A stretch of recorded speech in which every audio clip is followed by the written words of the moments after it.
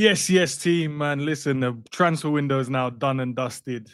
Time to go back to normality, man. Time to go back to talking about the team, the tactics, all of that lovely breakdown. But obviously, Liverpool got a big business done yesterday. Alexander Isak at Liverpool Football Club, 125 M's, which ain't too bad, to be fair. I thought it would have been more. They wanted more. They told us 150. They told us close north of 200. Obviously, we're Liverpool Football Club. You ain't going to get that out of us. But big up to G in the building, JJ in the building, and Savage as well. Big up, Sav, bro. Big up to the man, then, man. First and foremost, how's everyone before we start talking about Liverpool Football Club? Oh, bless. I think, Savage was late. I feel like he should be at I wasn't late. It was... Me and Jerry were here on time, at the start of the stream. I feel like one of us should be, I was there, bro. I was there. When the thing started, you was not here, Savage? Stream started late. Hey, talk to the host. You know what I'm saying? When I'm late, when he throws me down. Lads, this is not how we start Tuesday morning, lads. Can we restart again? Can we just we didn't wake up to get onto each other. We woke up and we're grateful, right? Sorry. I'm good. I've had a great morning. Son started school again. So yeah, I'm perfect, man. How are you guys doing? Bless, bro. Bless, man. Little man's back to school as well, bro. So I gotta do the pickup now. So I got to tailor my day around that again. School runs. Yeah, so long, bro. It's so long. But I'm happy because these hours of the day, like, it's peaceful. I can even hear it echo in the room. So it's good. It's good. Sam and Jay, what's you man them saying, man? Oh, good, man. Oh, good. That's all I got to say. To JJ. We need to dissect that, Sam. I don't know. There's nothing to dissect, bro. I said what I said, bro. It's what it is, bro. Well, how are you, Jerry? That's what I want to know. My face is all in it. I'm not good, bro. Guys, calm. That's it. Face says it all. I'm not good. All right. Before we go into football, then, lads, we need to fix it because a man them can't be not good, and that's all I'm saying. That's the two things I've heard, and I don't like it. I can't move forward until we're all right, man. These two sound like they have beef with each other, boy. But you know what I'm saying? I don't know. worst thing is, it's not even that. We're just on the same wavelength. That's all it is. Yeah, man. Fuck's sake, man. Big up to the chat nonetheless, man. I hope you guys are all blessed and well as well. Alexander Isak then, lads. Liverpool new number 9. Liverpool said they were waiting the whole window to get him. You guys shared your opinions in terms of we already had Ekitike. We should probably someone else could, fill the shoes instead of waiting around for Alexander. The club obviously wanted to wait, and that's what they did, and they ended up getting their man at the end of the day. But look, there's 2 strikers in the team now, and he's probably going to be the main one.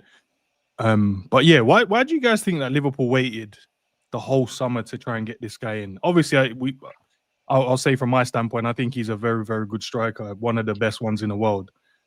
But I did understand where you guys were coming from as well in terms of we already have Ekitike. You could probably go and get someone else, and we'll run it as well instead of waiting around and paying that type of money. But obviously, Alexander is still one of the top ones out there, so I'd rather have him than potentially any others. But why do you think we kind of waited this long? And kind of was like he's plan A and there's no plan B, even though there was like links to Mateta and stuff like that through the window, but nothing materialized on that. I don't know if we did wait. I mean, obviously we had to wait to get him because of Newcastle, but I don't think we waited to show our interest. We started showing interest before our first preseason match started. So I don't actually think we waited because obviously before that the boys were on the holidays and stuff like that. Yeah, I don't, because remember, even Newcastle didn't start their preseason when we were interested in him. That's the reason why he never went on and done anything. Yeah. So I actually don't think we waited.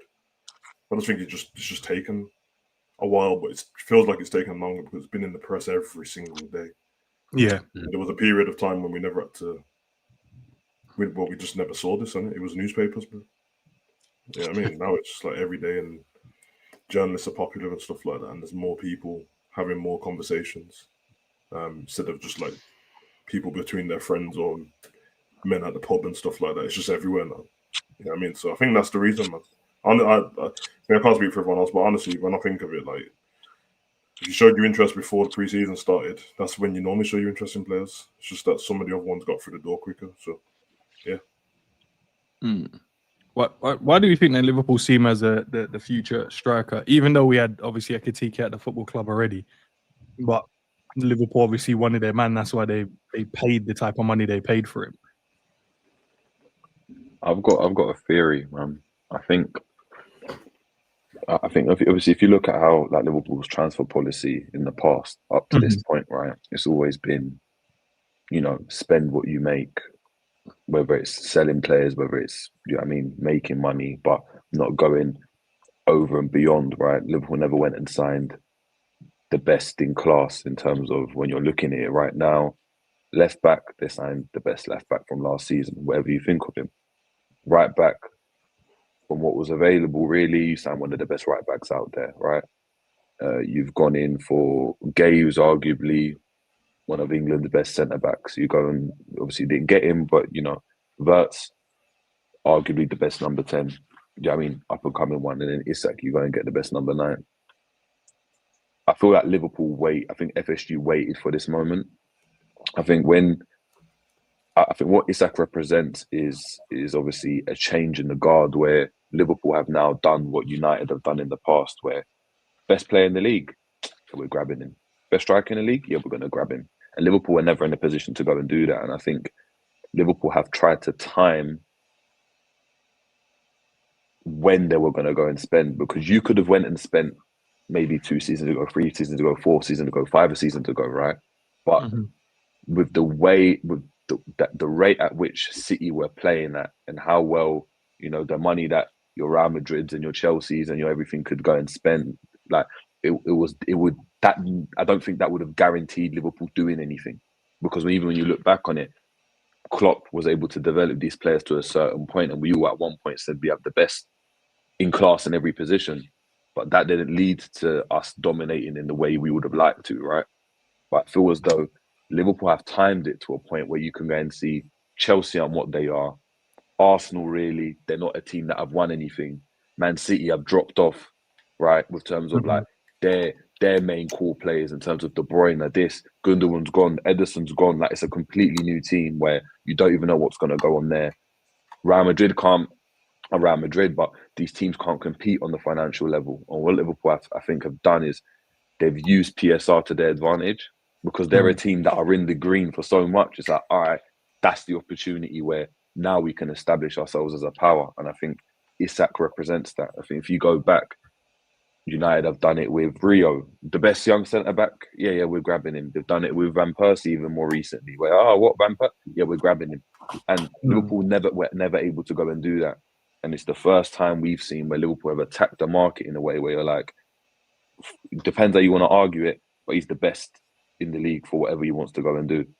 And yeah, and I think, look, they're probably spending now, knowing that you can see clubs starting to move a bit iffy about PSR. Why can't we spend if we've got money? And look, that might change in a couple of years, but by that time, Liverpool would have potentially established themselves as a dominant force with the players they've got. And you're in a situation now where players want to join Liverpool, and Isak wants to join Liverpool. Because prior to that, let's be honest, and Isak's not joining Liverpool. He's not. He's looking at your United. He's looking at your Cities. He's looking at your Chelsea. Liverpool are now the team that everyone wants to go to for whatever reason that is, because of the project, because of this. And rival fans are saying the same thing. So, yeah, man. Yeah, it's exciting. It's exciting. And I think it's just good timing. He did say as well, though, Jay, that he's excited in terms of what Liverpool are built on, and also what they're building. So, obviously, whatever they told him to go, this is where we're going in the next couple of years, and this is where we see the team. He's probably got really excited around there and going, yo, if we're going to be doing this, I need to be fully a part of it. Probably that's why he went on strike, because he's like, I need me some of that. I need to be there, because that's, if they're doing this and this is the way they've sold me the plan, I have to be at this football club going forward. Yeah. Where like these are things that like players have done for other teams. I don't remember any player doing this to join Liverpool. I don't remember it. I don't remember any player moving like this mad to join. I've seen Sol Campbell moved this because he wants to go to Arsenal, doing everything he can. And at the time, Arsenal were that team. You've seen, do you know what I mean, your Van Persie, do you know what I mean, do this. You've seen your Coles move, do you know what I mean, or Coles move from Newcastle to this and kick up a fuss. And I haven't seen that with, do you know what I mean, with Liverpool. So it shows that Liverpool are on right at this moment in time, they're capitalising on what seems like, again, a drop-off. You're looking at all the rivals and you're like, if Arsenal's your closest rival, and you're looking at City and they're still, obviously we don't know what's going to happen, but they don't look as strong as they did 2-3 seasons ago. Chelsea aren't as good as they were 7 years ago, 8 years ago. Do you know what I mean? And you look at it and you're like, rah, like Liverpool are actually the team now that are the team. And I don't think you can deny that. So, yeah, man. What about EG? What Jerry said about the PSR thing, I think it's played into Liverpool's hands, to be fair, because we was always the club kind of just spending the way we need to spend and spending from what we've sold and stuff like that. Now we've gone into the market and just went crazy because Jerry's right. We've been in the green for so long. Now we can do that. Where the other teams that actually love spending their money, say Chelsea mainly, Man United normally are always spending big money as well. Arsenal in recent years as well started to just spend, splashed out since Arteta has been there. But now Liverpool just went in the market and just started buying, and everyone's still wondering how are they able to do this while everyone else is just going, we got to make sure we sell this and we got to sell that. I think where Liverpool have gotten I don't want to say lucky because we deserved winning the Premier League under Klopp. Yeah. We deserved winning the Champions League under Klopp. You got to remember, no one else is doing that though. Someone said it there in the chat about suffer and then spend your money. So don't spend your money right now. Have your team, get your whatever players for however much kind of thing. And then pray that those players can just get you to this massive position. Remember, nobody's doing it. No one. I can't think of one team. I can't even say Arsenal now because they've spent so much money under Arteta. No one is saying, you know what, let's just hold tight on the spending the money. Let's build as a club. Let's build as a team. That's where Liverpool done that early. So yes, before Liverpool weren't really winning anything of note, to be honest. Yeah, a couple of FA Cups here, blah, blah, blah. But we weren't really dominant. Now it looks like, well, you know what? We've got all this money. We can now do what you guys have said, which is let's go and get, the best available kind of thing. Whereas before we weren't really in those. I think me and Savage were talking about this before. It's where we're like, I beg you just get him. Don't get this guy. Just get the guy that you want to get, or whoever that, might be. So yeah, now Liverpool are in a good position. It's just intriguing to see what really happens from here, innit? Because we're built off the foundations of a Mo Salah, a Virgil van Dijk, and Alisson. What happens when they go? Are Liverpool can Liverpool just continue in the way that we've been going? So for example, I think Jerry's mentioned this before, City or Chelsea or whoever, right? If something's not working, they'll just go and buy someone else. If Ekitike don't work, I'm all right, I'll just buy another striker. It's not a big deal. I'll go out next season. Look what they did with Jackson. You know what I mean? Jackson was their goal scorer last season, or their striker, should I say, last season. But now man's on loan at fucking Bayern Munich. Do you know what I'm saying? Because they don't need man. They got João Pedro, they got Liam Delap, they've got whatever. So can you continuously keep doing that if things go wrong? That's what I'm more intrigued about now that we're in this position, is because obviously otherwise then you're stuck with the players that you've just got, and then we're still in the more or less in the same kind of cycle that we've always been in. Just now we're spending, you know what I mean, a little bit more. So yeah, man, I think clubs maybe clubs should take lesson or take note, should I say, from Liverpool. You know what I mean? And maybe a United, yes, it looks kind of shit under Ruben Amorim, and I get it. But I'll be real, I've seen Liverpool Klopp holding hands in that 2-2 West Brom. So yeah, I mean, if man can go through them kind of things there, you can go through a little bit of struggle here, and then know that, you know what, this guy's got a plan, he's got an idea, he's got a philosophy. You might not agree with it right now, but you wait until I've got my players in. Guess what? We can build with that, and then we can, move forward. And I think that's where Liverpool, for me, have been one of, if not the best club in that sense, because you've done it in a way where it's okay, say no more. You guys actually really said, you know what, we'll suffer for a hot minute.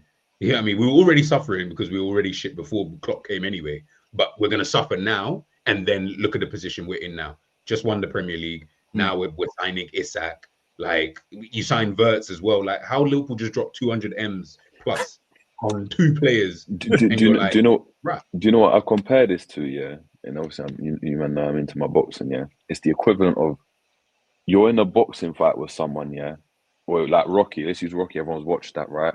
But you're in there with someone that you know is potentially better than you, but you can compete, right? You can go and try spend all your energy in that first couple rounds with them and try to compete. But if it don't work and you don't time it correctly, you're gassing out and they're just going to go and trump you, right? So Liverpool potentially could have went and spent with Klopp. Again, we won the Premier League. We won the Champions League. The money was there. Liverpool decided to, after the Champions League, to sign Sepp Vandenberg, Elliot and Adrian in it. Yeah. Do you know what I mean? Like, so you have that thing and you're like, all right, why are Liverpool doing that? The way I look at it is like, when do you go and want to go and unload on a man when you're blocking up like this? Is when he gasses out. When that man gasses out and the punches aren't hitting as much, then you go bang and you start to come at man, and then it's like you're onto him, innit? You're now punching him up. And I feel like Liverpool have tried to time it in a way where when we spend, we want to spend to be the dominant force. We ain't spending to be like Chelsea or United, where you're spending, but what's the result of what you're spending? And then to your point, G, when you're saying, yeah, we'll see, obviously, whether we can spend again. I 100%, because that was my point, so I 100% agree with it. I'm just looking at, I'm like, with PSR right now, Jackson, like, Chelsea only let go of Jackson because they brought in Joao Pedro and Delap. With Joao Pedro, obviously, he's a good player, but we're waiting to see if he can obviously pop off. It's not like they've gone and got the player. Liam Delap, let's be honest, I know like a couple of us were a fan of him, like, yeah, as a decent option. You weren't even rating him like that. So, and I know Chelsea fans are not, they're starting to be like, right? And with Jackson, they've actually, in terms of selling, have done really, really well because of PSR, where they've got an obligation. Bayern Munich have to buy him for 70 million next season. Yeah. So it's like, they've only managed to buy these players because they're selling, and that's where, to your point, Liverpool have been really, really good at that. Where we can spend, but you want us to sell again? We're the masters at selling now, because we're going to sell a player for 20 million that's had one appearance for Liverpool. You're like, how the hell have you sold? How the hell has Doak gone for 25 million? Yeah, that doesn't how make the hell sense. has CONVO gone for 45 million? Like, yeah. Okay. I think Arsenal's trying to take a leaf out of Liverpool's book now, to be honest, bro. The difference with Arsenal is they ain't been winning stuff at the same time. Yeah. So that suffering, what you was talking about, Liverpool's suffering wasn't that bad. Arsenal's suffering is second place constant. That's why when you ask Arsenal fans about their club, would they sack Arteta? They always say no. You ask the players, I mean the team, I mean the fans, half of them will say, yeah, we'll get rid of Arteta, but Arsenal ain't get rid of Arteta, bro. But he's not bringing in stuff along the way, bro. You need to keep the morale there. You know what I mean? Keep the hope there that you can do it. At the moment, you're not showing anything that you can at all. Yeah, man, Liverpool just, I mean, the PSR thing's not even hard. When I see all these rival fans like, how are Liverpool doing it? I'm like, brother, you got Google, man. It's not that hard to figure out, bro. The maths ain't even hard to figure out, bro. It's not, bro. Like, we get prize money. We've sold players. There's revenue coming. We had a new stand. We got a new sponsor. It's not hard to figure out, bro. At all. We didn't spend any money as well last season. When prize money for the Prem's 175 mil alone, and we've sold about 160 mil worth of players, bro. That alone has taken care of everything. So I don't understand why people are acting all stupid and that, bro. Like, man, didn't do their GCSEs, no. Something like, hey, man, we're doing the right thing, but do you think about spending in the future? I think they're still going to keep their model. But their model was FSG with Michael Edwards in the first place. They might identify stuff a little bit quicker and take it out of Slot's hands, unlike what they did with Klopp, where they left it in his hands sometimes, and it's like, we don't want to do that because we can see where it's heading. It's a bit of an iffy one, obviously, because when you're a man manager, you know what you're doing with your players. The data's showing something else. Obviously, you're going to believe in yourself, and they trust you because you've been winning trophies, and the second places were very close and all that stuff. But yeah, I think the reason why they're spending this much money because they won't need to do it. They're like, it's a setup for the future, and all that. It seemed like a lot of money on players, but they're all on like 6-7 year contracts on it.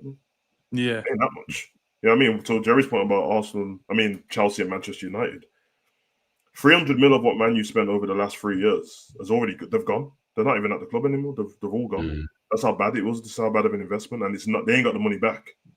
They ain't got the money back for Sancho, Anthony, Ronaldo. They're having to still send him out on loan. They're still paying his wages. It's what I'm saying. Rasmus is gone. Like all of them, all the players that Oli he brought in. Most of them are gone, innit? Nearly all of them. It's like Bruno's there. Sancho, Ronaldo, and Varane all dipped off, bro. Højlund was their next big signing, 72 mil. Gone. Start, bro. Do you think, yeah, like say you're looking at Manchester United, that's a great example, by the way. So if you look at United, do you think, obviously, remember the beginning of last season, Erik ten Hag was in charge. Ruben Amorim came midway through last season. You've now spent Mbeumo, Sesko, Cunha. 3 good players, by the way. Like they're not bad players. But you already, as Savage said, Ten Hag already bought Højlund for 70 whatever million. He already bought this guy for whatever. Bearing in mind, Oli, when he was in charge prior you have to to that, stop buying 4 managers, bro. You have to stop buying for a manager's way of playing. You have to, bro. Like they have to. That's what Liverpool's done. I said this to End yesterday, bro. Like these are not. Slot obviously likes the players that we've got in, and they're all a certain like talent set and that. But I think any manager would like the players that we've got in. Yeah. They can't we got all these players for Slot, bro. Because if it don't work out, we're just left with players. It's that Brighton. Like I wouldn't play for situation. Yeah. So you have to buy Brighton situation. Exactly. Bayern Munich do it. Real Madrid do it. Like I think Barca got thingied as well, the academy. But yeah, they you have to do that, man. But like if Xabi Alonso gets sacked in that, bro, the man will the new manager doesn't want to play Mbappe, bro. He's gonna play him. Yeah, don't fit my system. I want Gakpo instead or something like that. You have to do that, man. Because you cyphering through managers. And like Gakpo on the screen there, bro. I don't know, man. He's actually been decent. You know, that's the first name that comes into my head. This is subconscious. Yeah, because all the questions that the Man U fans who like Amorim, the first thing they said is, "We'll give him next season because he needs to get his own type of players in." The last manager just had his own type of players, bro, and then Amorim plays a certain way, and you want other players in, wing backs and that. And then look how he's playing anyway. To get sacked and then move on again. It don't work. And you know that suffering you talked about. The problem with Manchester United of all teams, I've always said this as well. Arsenal actually went through this when they were in Europa League, playing against Ostersund's, Graham Potter's Ostersund and that. You get me? And they've actually built them way up. Their problem is the manager can't get them over the line. But they have done the right thing. Manchester United have been suffering while refusing to suffer, bro. Like it's like they're in denial. But they should have went to the academy ages ago and started. Yeah, no, but that's because the players. Yeah, it's like the players that they've got. Like when you think of the players that they've won in, they've got like Bruno Fernandes that they've spent peas on. They've had Pogba in the past. They've had players when you're like, how? Like even when they're suffering, how did you get Falcao in? Yeah. How were you getting Di Maria in? How did you have Sanchez in the team? How have you got Sancho in the team? How have you got Sanchez? We've got 500 bags a week as well. Big wages. We've got they're rubbish, and they're signing players like Varane. They're rubbish, and they're getting Onana that just won the Champions League, and he's moving to a team that is not in the Champions League. That's obviously United money. That's just talking because the name ain't talking. Even now, they've got Mbeumo, they've got Cunha. So it's the not only Manchester United the name, but obviously the money that they're paying is mad. But let's be honest, like they what they need to do is if they want Amorim, they need to say, Amorim, you know what? You are going to instill a culture in this team, and it's starting from the bottom, from the academy all the way up. Now, however long that takes, they need to go and go with it. The problem is, you go and look, the academy play 4-2-3-1. So you go under 18s, they're playing four at the back with 5 in midfield. The first team are playing 3 at the back. There's just no system. There's no culture in the team. So now when it's like, what's the United way? No one even knows what the United way. The closest they were to the United way was under Solskjaer, ironically. Yeah. Ironically, it was under Solskjaer. What's the name of the Ipswich manager? It's not McKenna. Is it McKenna? McKenna. Oh, yeah.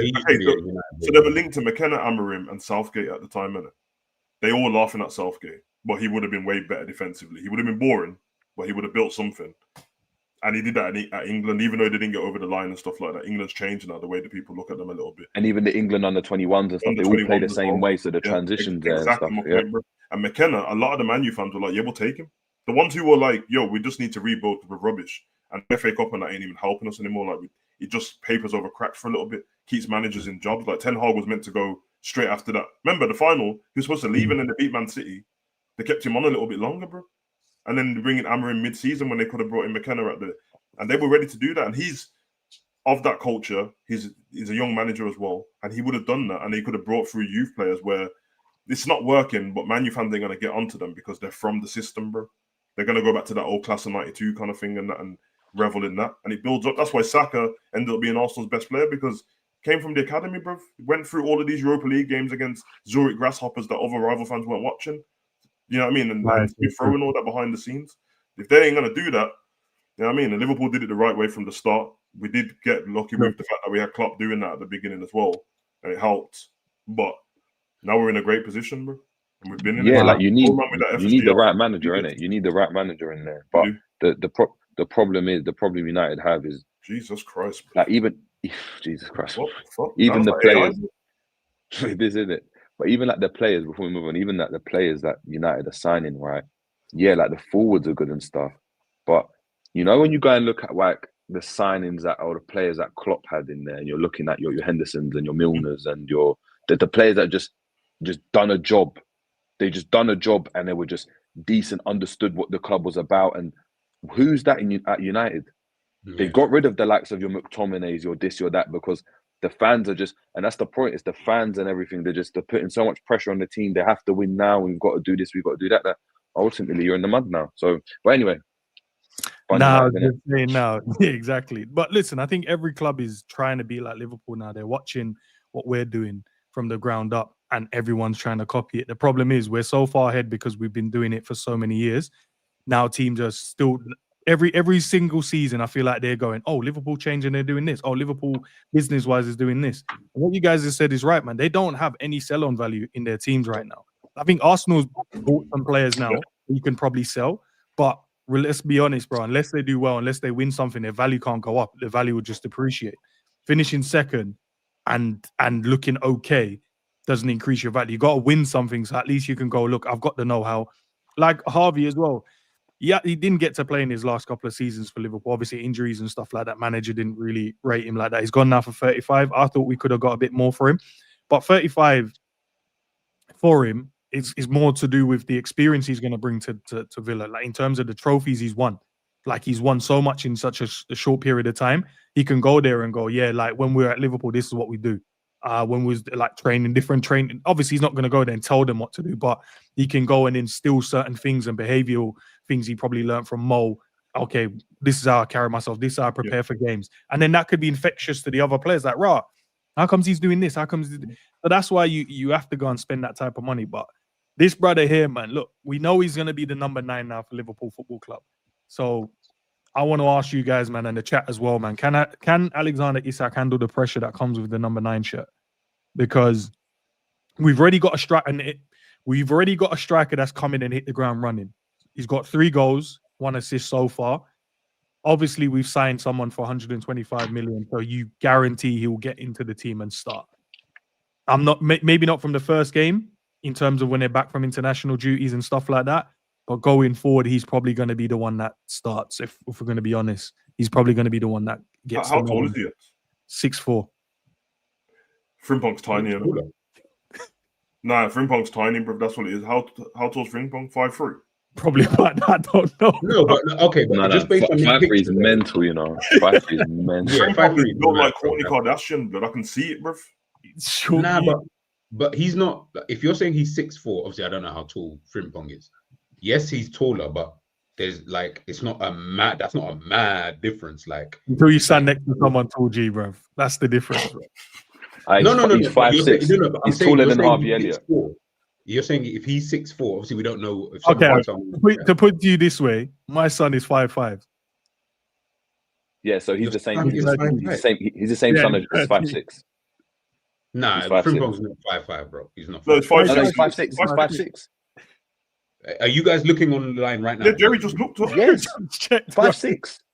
One meter 72. No, because Messi is. If Frimpong stands next to Messi, bro, we don't look. He's towering him.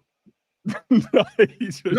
I'm not saying that. I'm not saying that he's not even towering him. But in my mind, 6'4" and 5. In my mind, I'm thinking, bro, he should be towering, like Nah, bro. This is that's completely what towering. Like that's what I'm almost camera work thinking does, bro. it's like That's perspective. LeBron James and Steph Curry, like as in where man's Now, actually. G, trust me, bro. I'm telling you, bro. That's perspective on the camera, bro. I promise, bro. No, that's what I'm saying. In this photo, you can see it because look at bro. He's a typical African. Like man's got long legs and that. Like it all looks like he's extra long limbed and that. So it just looks mad. Yeah, that's what I'm saying. He looked like he was like 6'2", 6'4". I was like, right, 6'4". I don't know. Yeah, that's what I thought. That's why I asked how tall Isak was because I know he's tall. I just thought he was 6'2". I thought he was about 6'2" anyway. He looks way taller than that. What? So he's same height as Verge? How But that doesn't. Does that surprise you? Taller than Oh, that. I'm so confused, Jerry. How tall's Virgil? Yeah, that's what I'm Verge saying. 6'4".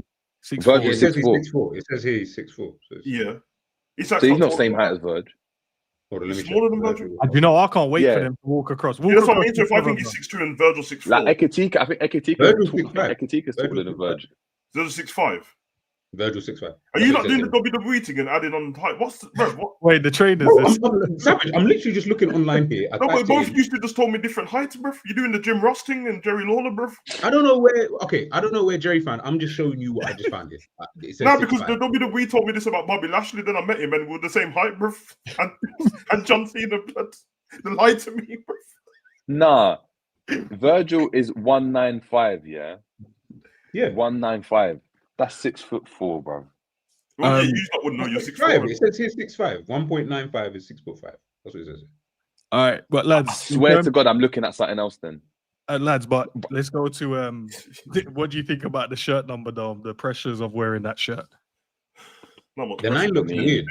Did Darwin I preferred if it was 14, like the 9 just. Didn't Darwin just have number 9? Yeah. Yeah. No pressure. Let's do better than Darwin, innit? No, no pressure. You is worst case. Today threw 2 shots at 2 Liverpool players. I'm not throwing shots at Darwin. I'm saying just do better than Darwin, and you're a fan favorite, bro. To be fair, worst case scenario, he could just cause chaos, innit? Just run around and cause chaos. That'll be enough. They'll go Isak. Can't. 125 mil worth of chaos, but that's nah, I'm not trying to see 125 million worth of chaos, bro. I'm not trying to see it, but what we trying to see at the time, 85 million worth of chaos, bro. No, we wasn't even trying to see 85 million of chaos. That's my point. But it. It still ran for what, 3 seasons? I blame Enz anyway for that one, but that's another Why story. do you blame me, bro? What? Because you were like the poster boy for Nunes, and I didn't like it. I wasn't a poster boy, bro. I just defended when you guys. No, when you guys were throwing abuse, I just defended the abuse. That's all it was. Never defended performances. No, you definitely defended. Well, okay, tell me the time, bro. Tell me the time. Enz, we sat here, me, you, Savage. I think even Jerry was there. We sat in the back office watching the Nunes comps. And you went through them. We explained the moments, and again, that's not defending performances, moments. We're talking about his moments, isn't it? Like his performances and moments. No. Performance is a 90-minute game, bro. Like moments are just a split second, bro. Don't try it.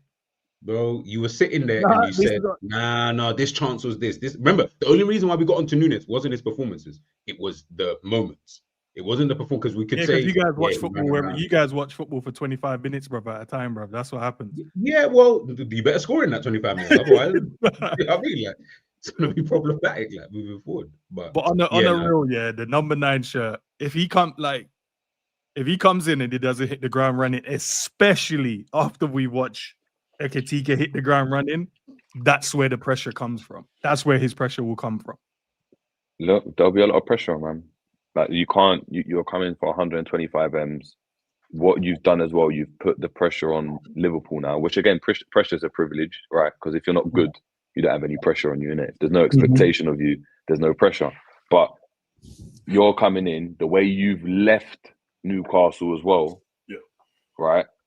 The way in which it's happened, boy, like you better come in and show that this is like, you guys are vindicated. It can't be coming in and at the end of the season we're looking 7 goals, 4 assists, but he works really hard and he's important. No, it can't be that. Yeah, it just can't. Yeah. I think he'll be fine with the pressure. I don't think it'll bother him at all, bro. Most of the pressure will come from the media because of what Jerry said. You'd leave a club like that, everyone's waiting straight away. As soon as you first kick off, he's gone a game without a goal. Everyone's gonna be on it, bro. And no one can have anything to say because people are like that about Gyökeres and that already, and Sesko. So he's the best of them. So he's gonna have to hit the ground running. But him personally, I think before he got to Liverpool, if you hear the way he speaks, and I feel like he's supremely confident, bro. And he gives you like some of the street baller vibes and that. You don't care, man. Did you guys watch his first interview? Yeah. There was an air of confidence in him, but there was an air of like, bro, I'm coming here and I'm gonna do madness, you know. That's what I felt. Yeah, like, he thinks he's sick, bro. Yeah, he thinks he's sick, bro. Anyone who celebrates like that, them man there, bro. He thinks I love it, and that's why I love Ekitike, bro. They're looking at man like, bro, we're ballers, bro. Like, it is what it is. That's the dynamic that worries me the most out of all of this. That's just, for me, that's just the dynamic. I'm like, how does it work? You know, when you look at like Haaland and Alvarez when they had them, right? You had one that was a sideman. You had one that's just like, not a sideman, but at the time, Haaland's a guy and Alvarez, wherever I can fit in, I'll help him in it. Like, number 10 on the left, whatever. Marmoush, similar to the way Ekitike, like his attitude, the way he moves. It's like, I'm that guy. Like, what? Like, I'm him. Like, when he nutmegged against Arsenal, he nutmegged Marino and that. Yeah. He's all getting all attitude and like, no, what is, like, how does that work when you got two strikers that have that same type of... Joe, you already answered the question. You answered it in the first, like, 3 lines that you said. He's going to be the side man. He will be the guy that just kind of, wherever I can fit in. The only reason why I is because no. But you need to. No, but he said I didn't even say side man. Jerry said it. I'm saying, but whether it's not whether that's going to be the role he plays, because again, come end of the season, well, if Isak ain't popping and Ekitike is the main man, it might be Isak. But what I'm saying is they both got the ego of not wanting to be that, right? Of not wanting to be that. How does that work? How does that dynamic work in the change room? How does that dynamic work? Are we going to see both of them play? Is someone else coming out of the team? Like how? Because it's difficult to go and have 2 players that have that ego and arrogance about that could be the point there. Mane and the same position. Relationship. That's a good point. Nah, but they're 2 different positions, so you could like. I think both of them are similar in which I don't know if they're similar in personalities. You see how like straight away Ekitike is with Frimpong and that, bro. Laughing at the barbers at the yard and his Rammer house and all that. If Isak's like that, I think they'll be great together, bro. If the polar opposites, one of them's going to get on the other one's nerves. It's probably going to be Ekitike's going to get Isak's nerves more than anything, bro. But if they're both on vibes, it could be one of them where we're here to dominate as a tag team thing, bro. Kane and Undertaker. But that's my point. How does it work in it? Like, that's what is. It's the dynamic. Like, I wouldn't. 2 weeks, Jay. The manager's got 2 weeks to figure out. 100%. I just know the type of when as manager, as the type of manager I am, I'm looking to go and get the type of Solskjaer backup in it, where he comes on and he just knows his role and he does. You know, like Jota, he just knew his role. Do you know what I mean? And he does his thing. To having the 2, that's a mad dynamic to deal with, and you've got to deal with everything else in the team, but. Look, that's a great problem to have in terms of like, I mean, names and players. Bro, like it's quality, isn't it? Nah, it's mad that we've got both of them, you know. That's why he's got, as you said, like he's got a manager's got 2 weeks. Unfortunately, he's got 2 players who play the exact same position. Isak already told us he don't like playing off that left, so you know he ain't going there. So, and he's already told us as well that he likes to drift off that left. Like it will be interesting to see. Like obviously, my opinion, I don't feel like they can work like that. Like I feel like one of them has to suffer. Like you both of them can't play, and they both play to their maximum, and you're getting maximum out of both of them. One of them would. I'm not saying it's not going to work for the team. It might work for the team, but in terms of their own individual performances, I just can't see how people say, throw this guy on the left. I'm like, none of them are wingers. So if you're gonna throw them on that side, no problem. But you're sacrificing something within that. Whether it's, in fact, you might even be sacrificing anything from them. You might sacrifice from Verts. You might sacrifice from someone from the midfield. You might. But that's my point. Like you know, like you have to move someone, and it's like, bro, right, we're gonna have to do a 2. Like it's gonna have to be alignment now. And I'll sacrifice man for the greater good blood. If these 2, no, Savage. If it works, I'm just saying. At the moment, I just don't see. Now Verts can get sacrificed to the left, bro. Verts can get sacrificed, bro. Put him on the Barbie and I don't care.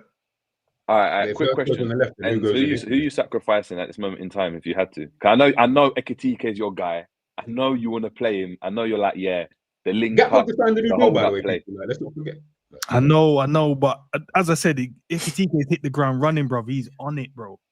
But Alexander I know Isak. who I'm sacrificing. I The know truth who of I'm the matter is, I'll sacrificing. kick Salah out the squad and sort something out. Bruh. But ain't gonna happen, is it? That's Okay, exactly you know what I would have Let's done. just talk about it. You two explain to everybody here in the chat how you kicked Salah out of the team and show me what that formation looks like first and foremost. Go on, tell everybody in the chat because I want to know. I'll give you my. But before you go, formation. Jay, before you go, All right, remember, go guys, before you guys go, chat. Remember, this is the words of Jerry and Savage. Exactly. That's not what you said in the WhatsApp. You said get Salah out the team. That's the Yeah, I don't know what too long. This is the words of Jerry. And Yeah. I Savage. need you guys to know. In fact, Ends, can you make sure that you put this I'm gonna on do your a clip camera? timestamp. See, I don't know how I'm gonna you're do a feeding into timestamp. that because he costs Salah more than I'm anyone. gonna do. You No, know that. I I'm know gonna he do a does. No, timestamp. I know he does. I know he does. I'm gonna do a timestamp so everyone knows this is the moment for you, man, and like. And Alright, just before you go, Jerry, just before you go, because I need to add this caveat. I don't want to be hearing no formation that you know we're never gonna play. Like I need something realistic. No, I'm giving something realistic. This is going to be realistic. No. Yeah, I don't think it's too bad. I'm saying it will be a two up top, but this is what I'll go with. I'm saying I'll go with Alisson at the back, right? And this is based on current form, so it can change because we should be able to adapt in it. Like Salah right now, I think it's open. That it's clear he's not performing at all. Like he's had 3 back-to-back stinkers. Like poor showing, right? But cool. I know it hurts, but I know it hurts, but I'm just being honest. Yeah. So again, Alisson in goal, right? Right back, I'm going. You can put anyone that you want there, but I'd go Sobo. Yeah, I'd go Sobo. I told you Ends about right back Sobo. You don't want to hear it, but Sobo. Yeah. I'll go obviously Virgil, Konate, whatever centre back partnership you want. On the left, you can put Robbo or Kirkes, depending. Kirkes more likely, yeah. In that 6, I'm playing Grav, right? I'm playing McAllister, right? And I'm playing Jones, right?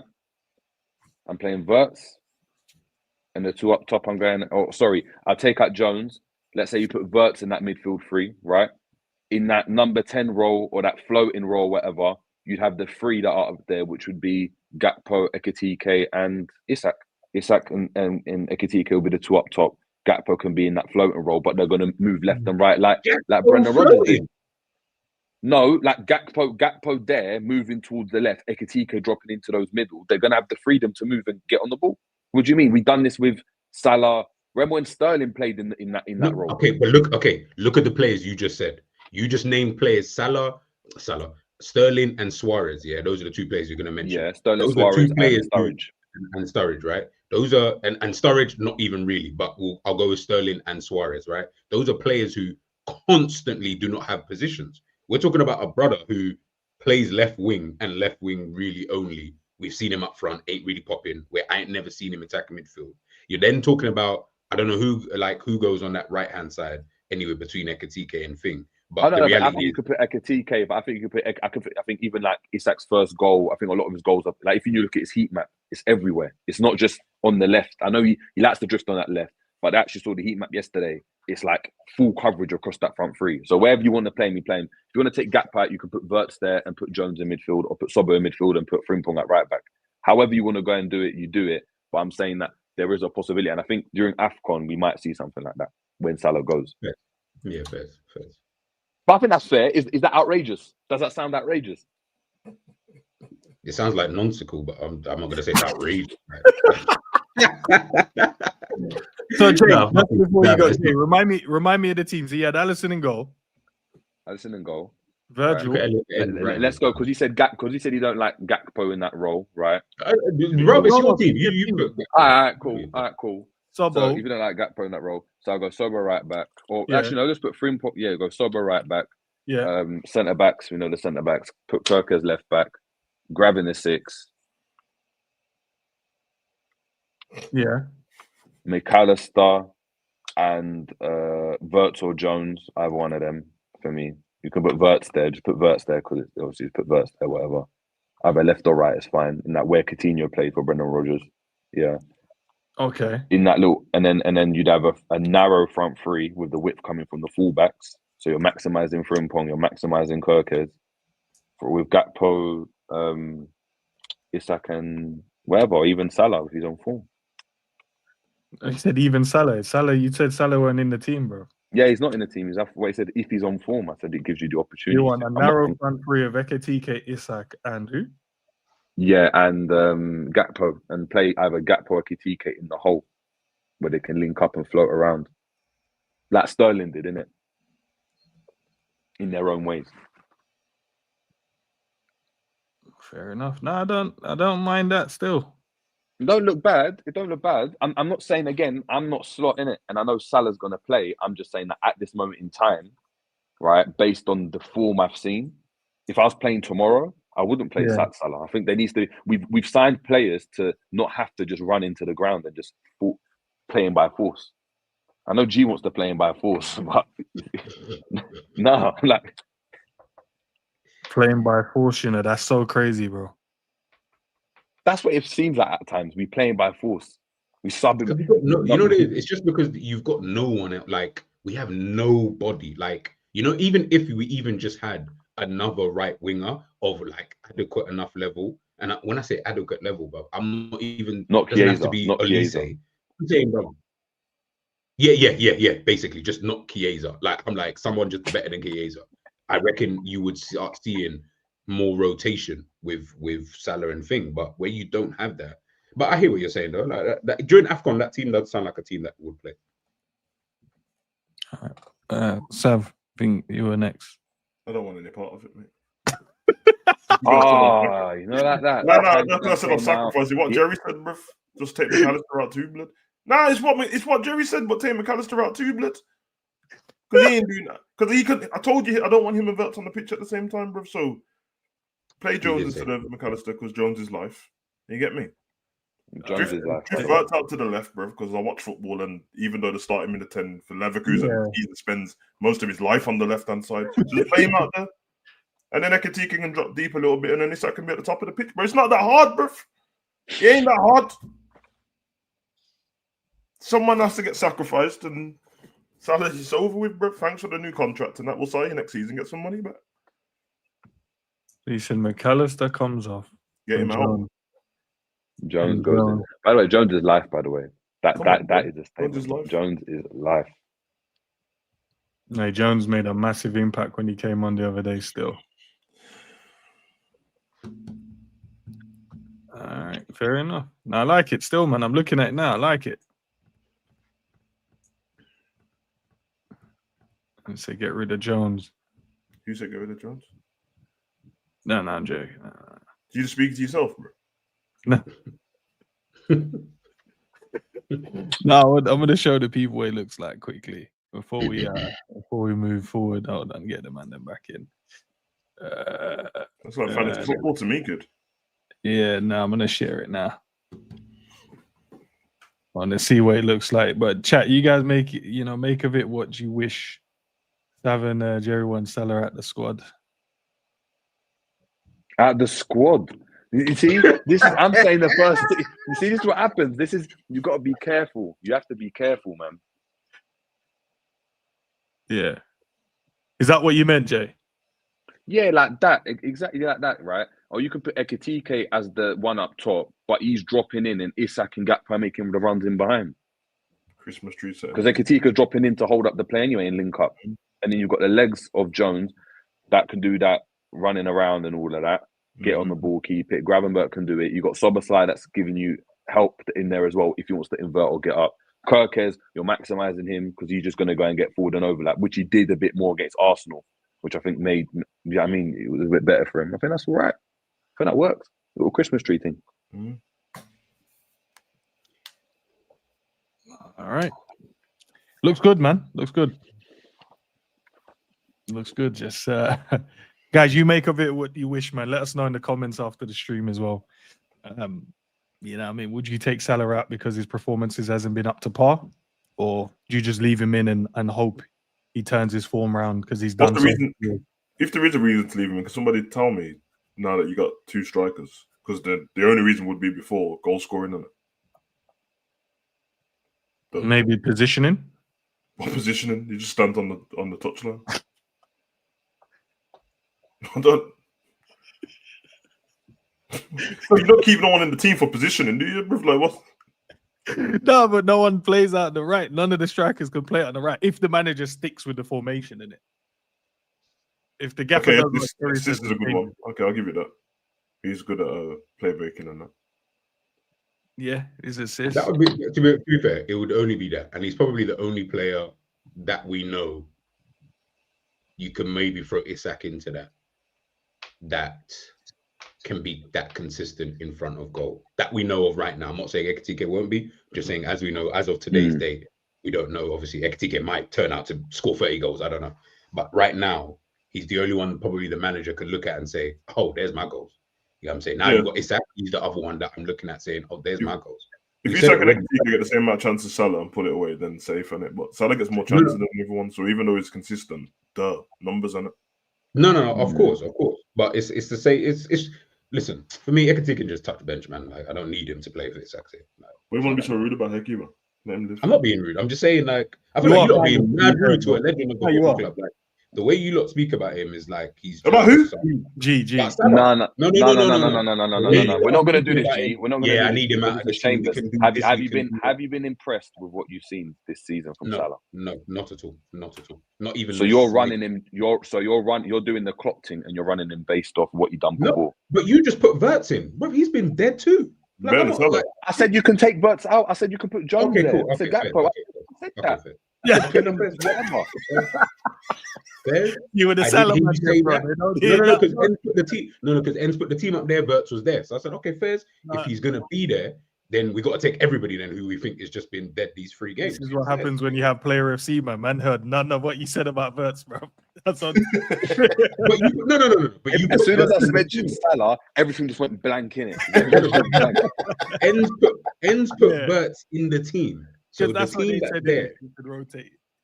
But the team is there. So when someone watches, Jerry did say put Verts in as well, but he did also say you could rotate him out. It don't matter. So don't blame me, bro. Just blame the man. Well, I'm blaming both of you regardless. All I'm saying is that I hate, like, what you guys are saying is not wrong. Like, come on, man. Man's not silly enough to think that.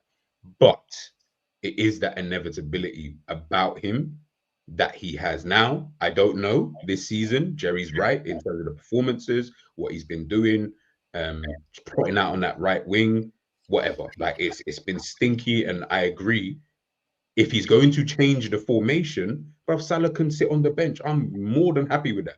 If the manager can change the formation, he's not doing that though. I just don't, unless if he's not doing that, and that's why I said I don't think he's doing that. That's what I would do, because I would play, because I think Ekitike, in terms of how Liverpool have built up going forwards, has been the most important forward. He's been the most important. In terms of dropping in, linking up, flicking the ball out. Obviously, the bad boy's not been the most important. Like that Bobby for me, you know, people not Bobby for me exactly, but that Bobby, he's been the most important. Like everything else after that is we're touching scraps. We're like, oh, Gakpo, have you been good? I don't know. You're getting your goal, but have you been that good? Like, yeah, you got your assists, but cool, and your goals. Salah, you scored that one, but have you been good? Not really. Verts, have you been good? No, he's the only one. Maybe Isak starts picking up Nunes positions because whatever. No, Nunes failed at Liverpool, whatever, bro. But he was in good positions all the time. That's why Salah found him. He just missed the chances, and if Isak finds himself in them positions and Salah gets a bit excited, like assist record and all that, then we're good. Yeah, but I want you to add a little bit more into the game as well. Just a little bit. But I also feel like we're trying to shoehorn in Verts into. This is what I said at the beginning before we signed. Like when we signed him, I was like, you know, Verts is a sick player, by the way. Like, of course, you're happy to obviously get him. Man, I didn't need Verts though. As in, that's why I said I wanted Cherki, because Cherki plays on the right more than he does on the 10. So so I'm like, both. If Szoboszlai wasn't cutting it, you could play him in the 10. If Salah wasn't cutting it, you could play him on the right. But at least he plays there, innit? I love Verts as a player, but he was not needed. Yeah, of course. He's a sick player. Like, he's a sick player. Like, it's not even that. It's just I'm looking at him and I'm like, every formation that we think of or everything that we're talking about, and when I see people talking about it, I'm like, bro, we're trying to put a player in a position that the Premier League isn't even notorious for at this moment in time, or in the last like 10 years. I can probably count on one hand how many number 10s have actually been in the Premier League, right? So I'm looking at it thinking, okay, now you're going to have to, we've seen how Liverpool look extremely vulnerable, you know what I mean, going the other way. And now you've got this, now you've only really got 2 midfielders Wirtz is now just seen as this kind of attack.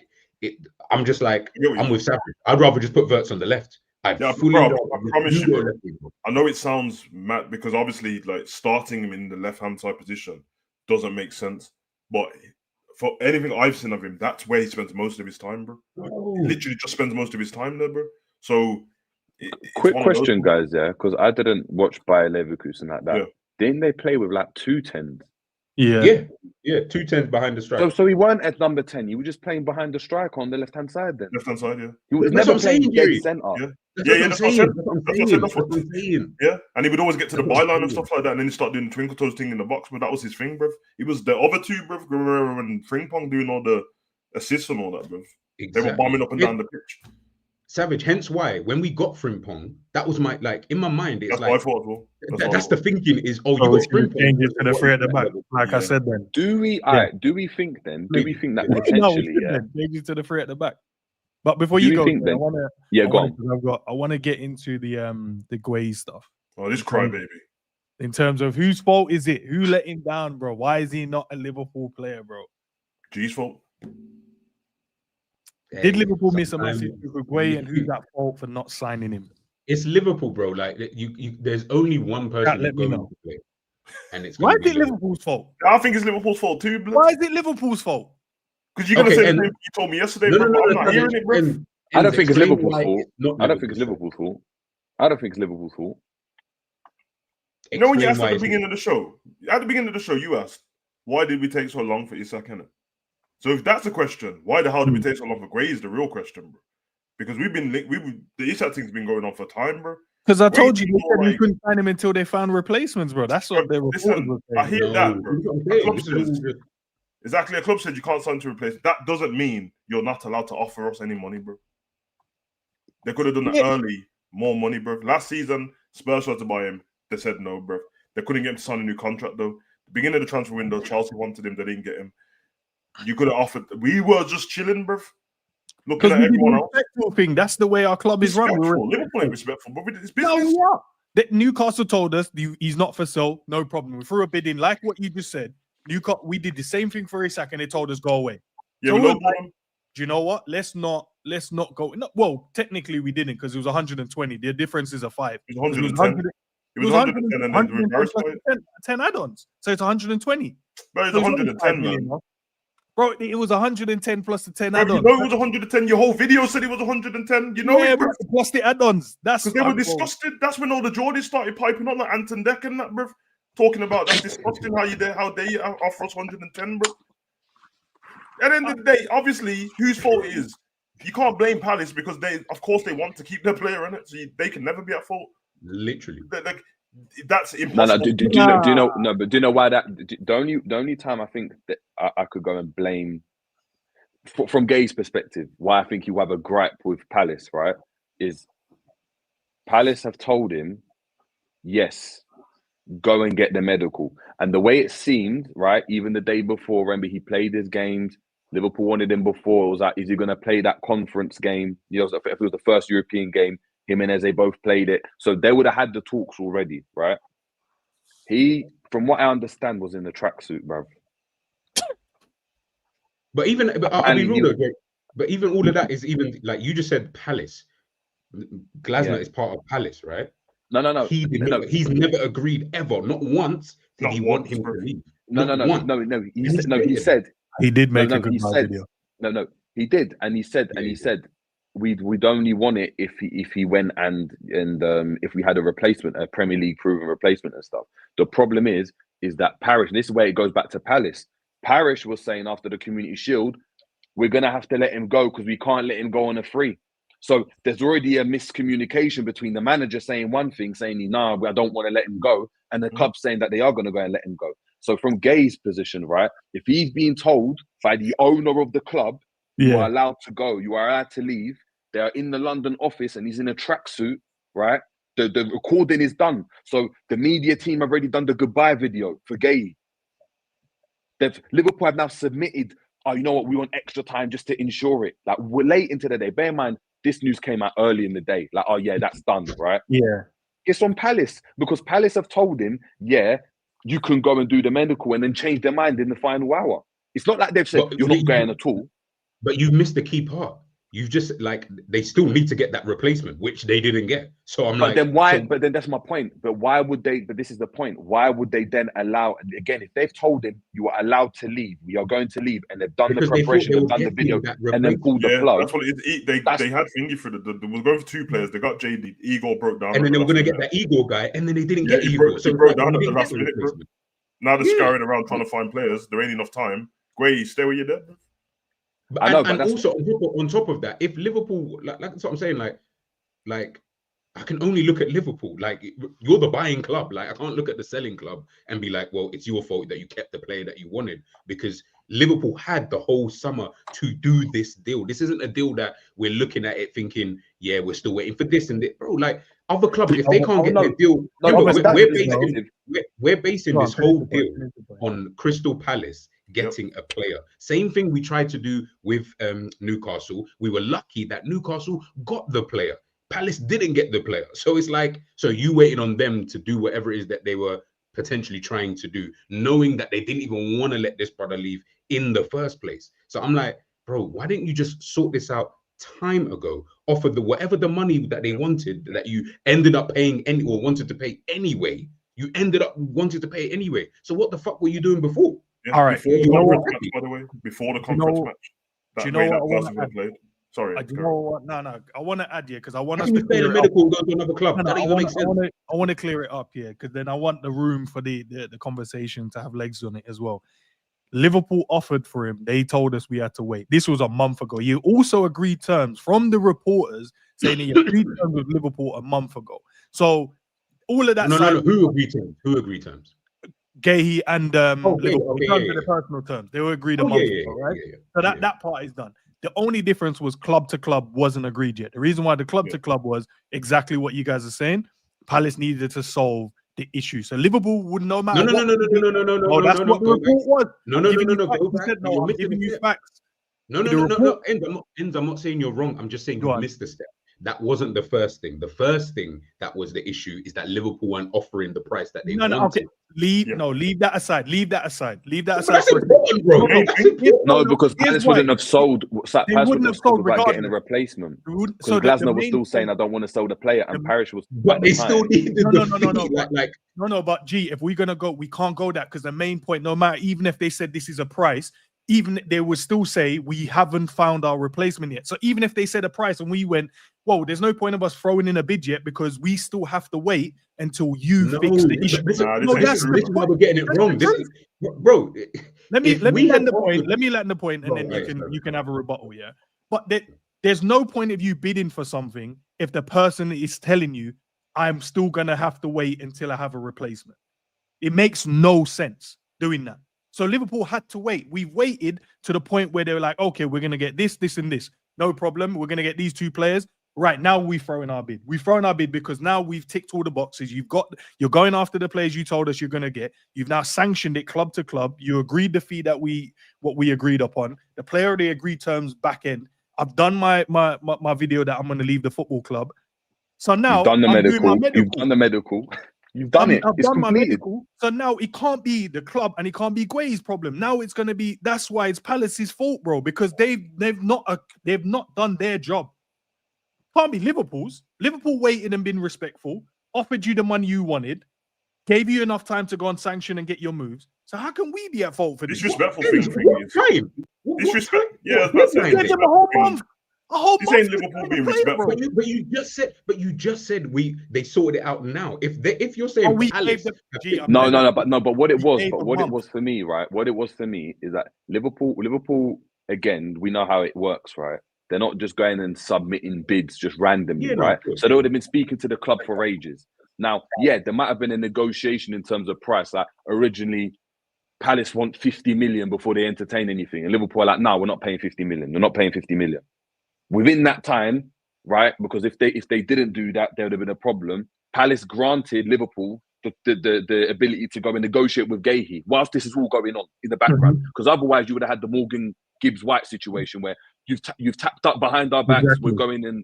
That didn't happen, right? So he was able to negotiate the wages and stuff from early because we heard about the Guehi thing from early. Now it comes down to it. Glasner's saying, no, we're not selling. And Parish comes out and says, no, you know what, we're going to have to sell because we can't, which means to me that Parish has already spoken to someone about, look, we're going to sort it out straight after the Community Shield when they face Liverpool, right? Cool. Then it's like, you got the next game after that, and like, right, what's going on? Liverpool haven't submitted the bid yet, right? So we're thinking, right, the Guehi thing will potentially be off. Palace have just said they're not signing him.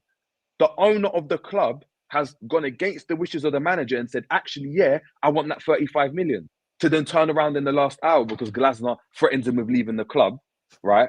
And you can't afford that to happen because otherwise then it sticks up. They've lost Eze, Guehi, and their manager. And he's had to be like, you know what? I'm going to have to hold this and maybe sort something out in January because we haven't done our due diligence as a club. Of course, we can argue and be like, yeah, Liverpool could have offered loads of money, but there'll be no guarantee that Palace would have said, yeah. Like, yeah, we're going to let him go. My only gripe with Liverpool is that you guys are acting like Palace had time. They didn't have time. They had a whole month, G. They did have a time. They didn't have a whole month. They did because they knew that Liverpool were interested. They knew the player wanted to go. So the key part of what Jerry just said, right, is that obviously we ended up finding out that Glasner obviously said that he will keep it moving if they sold Guehi, right? Because he doesn't want to sell them. In that time, yeah. So the whole month that you're talking about, yeah, Glasner already told us in that month. At the beginning of this month when it started, he's already said when they were doing the qualifiers for the Conference League before the season even started, he said, I'm not trying to lose. You cannot replace the guy. Cool, yeah? So if the manager's already told you, he's not looking for any other replacement. The club, like, what's Paris said after what did Paris say? Club, though, that's the no, but he's the club. The club is the club manager, bro. Decision about the play. Jerry, it can't be. You know how but it can't be because we just saw that Glasner said, I'll bounce if you sell him. So forget the club. It's irrelevant in this point because the manager is clearly big enough for me to say. Then if that's the case, then why did Parish, right? Even though Glasner saying this, why did Parish accept that bid in the final hour, right? Why did he go and accept it and then try and keep it and then try and do that? Because otherwise he'd just been on the same page with Glasner. I can't afford to let Glasner go. Yeah, I'm gonna leave. But he was saying on media, face-to-face media, saying, no, we're gonna have to let him go. We can't let him go on the free though. So the owner of the club. I'm not disagreeing with that. I like everything in that regard. I'm not disagreeing. Of course, they need to let him go because they need the peas in, right? What I'm saying to you is that for Glasner, the relationship between Glasner, Parish, and how Glasner's just even seen there, it is bigger. Like he is almost as big as the chairman there. No matter what we think about it, he's just seen that way. So when we've then seen, he's then said, bro, if you sell the brother, I don't care if I get an Igor or whoever, brother, I'm bouncing. I don't care who you get in. Like it's now irrelevant unless you're gonna go out and sign a young Virgil van Dijk. I'm not like it's now a myth at this point. They've already got now. You've got the defender, so they've had all this due diligence stuff. They got the defender now. Guess what? I still don't want him.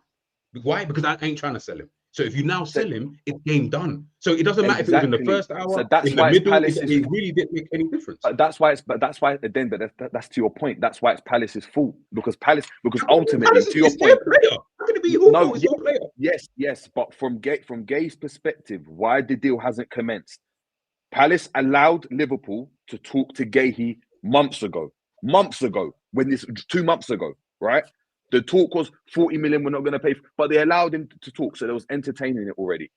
Parish then comes out and says, and there's a miscommunication or there's a difference of opinion between the owner of the club, the CEO or whatever, and the manager, right? Where the manager's saying one thing and the club's saying another thing, whilst Guehi's still engaging with Liverpool, right? To the point where the owner of the club allows the bid to come in, accepts the bid, allows his medical to take place for it to be completed, right? The medal's completed. Then it hits 7 p.m., right? The details still haven't been done, and Liverpool are still told by Palace, submit that extra data sheet because you're just going to need a little bit more time, not to even get a replacement, but yeah, to sort out the situation, right? It then comes out that actually Palace now are, Igor didn't work out and we're now going to go and bounce. Palace are well within their rights to go and do that. But Guehi's, I guarantee he's not sitting there thinking, it's Liverpool's fault, man. Liverpool didn't. What else Liverpool supposed to do? They accepted the damn bid. Don't accept it if you have a replacement. Newcastle was an example, great example. Newcastle did not accept that Isak bid or did not go and entertain anything until they had a replacement. And they said, until we get a replacement, we're not entertaining anything. Why would you accept something on the basis of, I'm going to accept it and hope I get a replacement if you can't bank on it? When did Liverpool's first bid going for Guehi? Today. Well, not today. They started the day yesterday. Yeah, Liverpool's fault then. Savage, you know, like in my mind, I'm like, bro, the last day. He broke down. But the last day, you're asking man to find a Okay, you know what? No. Okay, it's not Liverpool's sole fault. They have a said part in it, bro. They have a part in it because you Liverpool waited to put a deadline day to try and do that, bro. But they told so they said Liverpool couldn't offer like no, guys, on a real. That thing that you're saying about being told that you have to wait, that's not a realistic thing, though. Well, it is a realistic thing. Money talks, bro. That's what they said. We had to wait. Since the beginning of time when man are doing transfers, when a club says something, when a club says I don't want to sell a player, how come no one listens to them people then? Once they say I don't want to sell, no, bro. If the club said we can't, even if you throw in a bid, what's the point? You're wasting. The club's time. not the one who said that they want to wait. Though it was only Glasner who said that in the interviews, in the press conference. No. It's not the Palace didn't come out and say we have to wait to find a replacement. Glasner just spoke. But that means our Edwards and the other guys are donuts. Then they don't know nothing. That's crazy. That means there was room for them to bid. That's what we're saying. There's room for them to bid, and we're going to wait. I didn't say there's room for them to bid, but once the transfer window opens, you can make a bid whenever you feel like. They told us no, so there's no point until we. There is a point though. There is a point. That's why you've seen all these things since the beginning. If someone says, "Yo, I want to buy them Jordans, what I signed, can I buy them?" They're not for sale, brother. I want to buy them, not for sale. Okay, hypothetically, yeah. I wouldn't have sold it, but since you want to offer. That's it. Hypothetically, bro, they told us we can't bid until they get the replacement. No, but you can't tell them not to bid. You can't. That's not. But hypothetically, right? Let's think about a bid, right? If I submit a bid, right? So I submit one bid, and let's say the bid we agreed with Palace that's going to be 35 M's, and I submit a bid of 35 M's, and Palace do what Newcastle did and say no, we're rejecting it. You can't bid 35 M's again. It's going to have to be 40 M's. Yeah. The bid is incremental. Yeah. So if we've had an agreement with Palace, you sell to us for 35 M's at one point, but we need a replacement. I'm not bidding 35 M's for you guys to turn it down. And then I'm now having to go and pay over the odds. If you go and look at Isak, we submitted 110. We had to pay up 125. We paid more than the I know from Liverpool's standpoint, what you're saying is right, as great business. But we're talking about him. If you want the product that bad, you will bid more. That's just life. Yeah, but in terms of that, Liverpool didn't want him early, for that amount. Yeah, they valued him at a certain amount. Yeah, or you start the proceedings early and you don't have this problem. You don't have all these last-minute problems. My point is, you wait to the last day. Like you. But we did start early, guys. That's what I don't think we're missing the point. We started over a month ago. We could not. I don't remember ever starting this. I don't remember Liverpool ever submitting a bid a month ago. Yeah, but it's not about submitting a bid. You can't speak to a player. You can't speak to a player unless the selling club allows you to entertain, get into negotiations. 2 months ago, we had already gone and agreed a deal with Guehi. It was already personal terms secured. They're not an issue. Done. So Palace have already entertained. So you've had 2 months now. So you've had 2 months. Yeah, but then now in negotiation with the club, G. So now we've gone past the partner. Now we us and the player calm. Now we have a month and a bit to now negotiate with the club, right? So us and the players now done. That's on the side burner. Now we have to agree with the club. The club has come out and said, look, we don't want the Glasner says we don't want to sell him. The owner said, bro, shut up, we're going to sell him regardless, innit? So now Liverpool have to find an agreement. They're trying going back and forth in terms of the prices, whatever, trying to find a deal, right? No problem. Now we've come to a deal. This is what we're going to pay. Liverpool is going, okay, we'll pay what you're asking for. This is what we want to go in for. They turn around and say, look, yep, cool, we agree on this, but we need to find a replacement. Liverpool go, all right, cool, no problem. Sort out your replacement. We'll throw in the bid. They've gone and tried to get their replacements. We've then done our part, thrown in the bid. And everything's now going through. They've accepted it. We're calm. Medical's being done. They've turned around and said, no, we ain't going to do it because we couldn't get our side of the business done. That can't be Liverpool's fault. We've ticked every single box. If we went in early and bidded early for him, there's no guarantee that they would have, because they've told us no matter what, we need to find a replacement. So we could have just gone in and bid again. Given them the time, but they knew. If I'm allowing my player to speak to another club, what that's indicating that, bruv, the player's probably going to go and leave. Exactly. So I'm not saying, but they don't want him to like. I know But we they've keep harping allowed, on. no, but it's my point. You're saying they don't want to, but someone in the club, and this is why it goes back to Crystal Palace. Someone in the club said yes, whether it was Parish, whether it was Glasner, whether it was the flipping head of football, Obviously, director Parish of is going football, to be the one. yes, He's the chairman. you're allowed to do. Pardon? No. But Parish is the chairman, so obviously he's going to be the one who's going to allow or not allow. What I'm saying is that the manager had spoken time ago about this. So whatever has happened throughout this period of time, he was not. But he's not looking for replacement. That's the point. He doesn't want a replacement. It's not about the manager. But it's my point. It's not about the manager. It is about the manager because it's the club. They succumb to what the manager wanted. The club looked for a replacement, right? If Glasner was that adamant that this guy is not leaving and not doing that, Parish would not have entertained Guehi even speaking to Liverpool. No, but he would not have come out in the media. He would not have. We know. You know why we know it's not true? Because they've succumbed to what he wanted. Because he said he wanted to leave, bro. He's gonna leave. That's my point. He would have done it. He wanted to. He would have done it time ago. He would have done it a month ago. He would have done it a month before. They succumbed to what Glasner wanted in the final hour, whilst Parish enabled Guehi and also succumbed to what Guehi wanted and what Liverpool wanted, and allowed him to have his medical, accepted the bid. No, you're missing the two. Parish did that. So what I'm saying is, so that's why it goes back to Crystal Palace, because there's been a disconnect from Parish and Glasner. It's had nothing to do with Liverpool. Whether Liverpool bid yesterday, whether they bid 5 months ago, it doesn't matter, because to your point, if Glasner said, I'm not selling him or I'm cutting, and to Parish's, it's either I don't want Glasner to leave, he was never going to let Guehi go then, to your point. So what I'm saying is, why let him? Why are we going for him? We're going for him because Parish, forget what the manager's saying. Parish is telling, the owner of the club is saying where we're selling. But then guess what the owner of the club's now done? He said, you know what, manager, exactly. So it's the Palace exactly in the final hour. Hence why it's Palace's fault. Because guess what? Because to your point, guess what could have happened? No, but guess what could have happened? Guess what could have happened? Liverpool submit the £35 million bid plus 10% sell-on clause, and Palace say what? Nah, we're not selling. Done. There's no negotiation. There's no medical. There's no documents. There's nothing. That's what could have been said. But somewhere down the line, Palace have accepted it and have told the player, do your medical, do your goodbye video, do the little thing. Done a goodbye video. That's crazy. He was in the. From what I understand, all that stuff is all irrelevant. It's the last day of the transfer window. They sent Tyreek George went to Fulham, done his medical, and passed the medical. The deal collapsed. You're going to go and do your medical regardless. No, you're not. It's the last day of the window. We need you to do the medical in case the deal gets done anyway. It's all irrelevant. You're going to do it regardless. Basically, what Parish did was he thought, right, what's the best thing for my football club? He thought the best thing from it's not. This is what I'm saying. It's not even about Guehi now.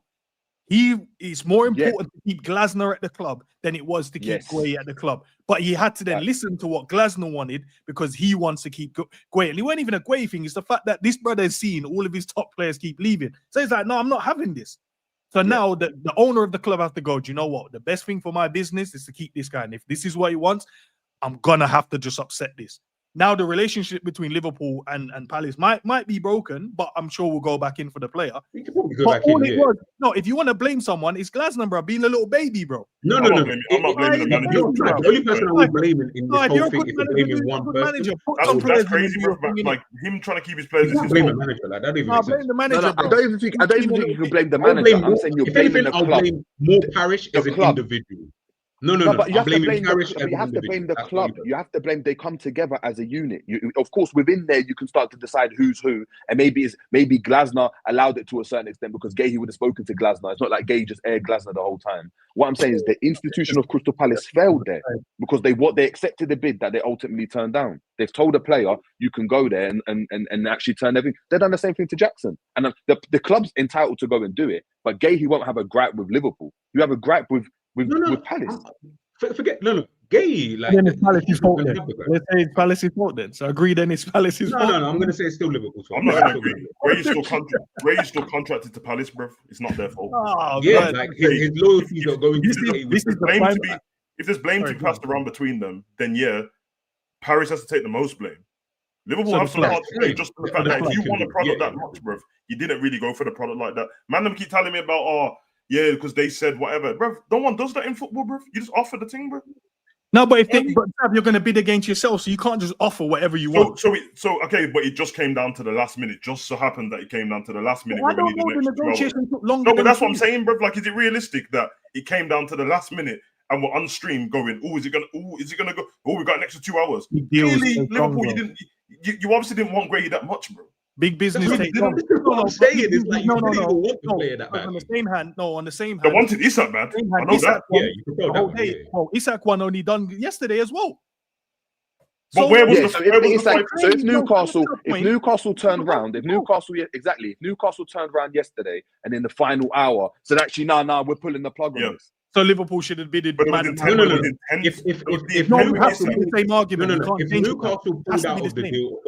If Newcastle pulled out the deal for Isak, then I would blame Newcastle because they actually signed. But you're not going to blame Palace. Palace didn't even look at a replacement. Like they didn't want. They looked at Igor. They did. But they didn't want him. Like, okay. It don't matter if you want him. You still did, bro. You still. No, okay, cool. From what I understand, Igor, because he pivoted to West Ham. Sorry to go, G. From what I understand, and maybe I'm wrong. Maybe someone in the chat or you man can tell me. From what I understand, Igor was supposed to go Palace. West Ham came in and he decided to go to West Ham and aired Palace. That's why Palace pulled out of the deal. Because they couldn't get that centre back in. That was the centre back. If Igor goes to Palace, bro, he would have left regardless. Like, he was going to leave regardless. Like Glasner would have just left regardless. Had Guehi left, whether they got in Igor, like I said, unless it's a young Virgil, he was not trying to see. But Glasner came out and said that they would let Guehi leave if they signed a centre back that was Premier League proven. He did say that.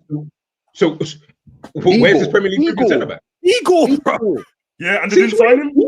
Igor is the Premier League proven centre back. You think the point is that they went for it. So it has to be their club. Someone that's played in the Premier League. He didn't want some youngster. He wanted that's the player that they went for. Whether you rate him or not, it's not our issue, bro. Yeah, it's not our issue if we rate him. The club obviously. No.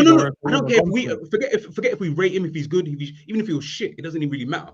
They're losing captain, one of the best players in the team, after already losing one of the other best players. Nah, they didn't care about Isak, bro. They let him go about. No. I'm talking about Crystal Palace, right? Clearly, Palace don't rate Isak, Eze as much as they rate Guehi.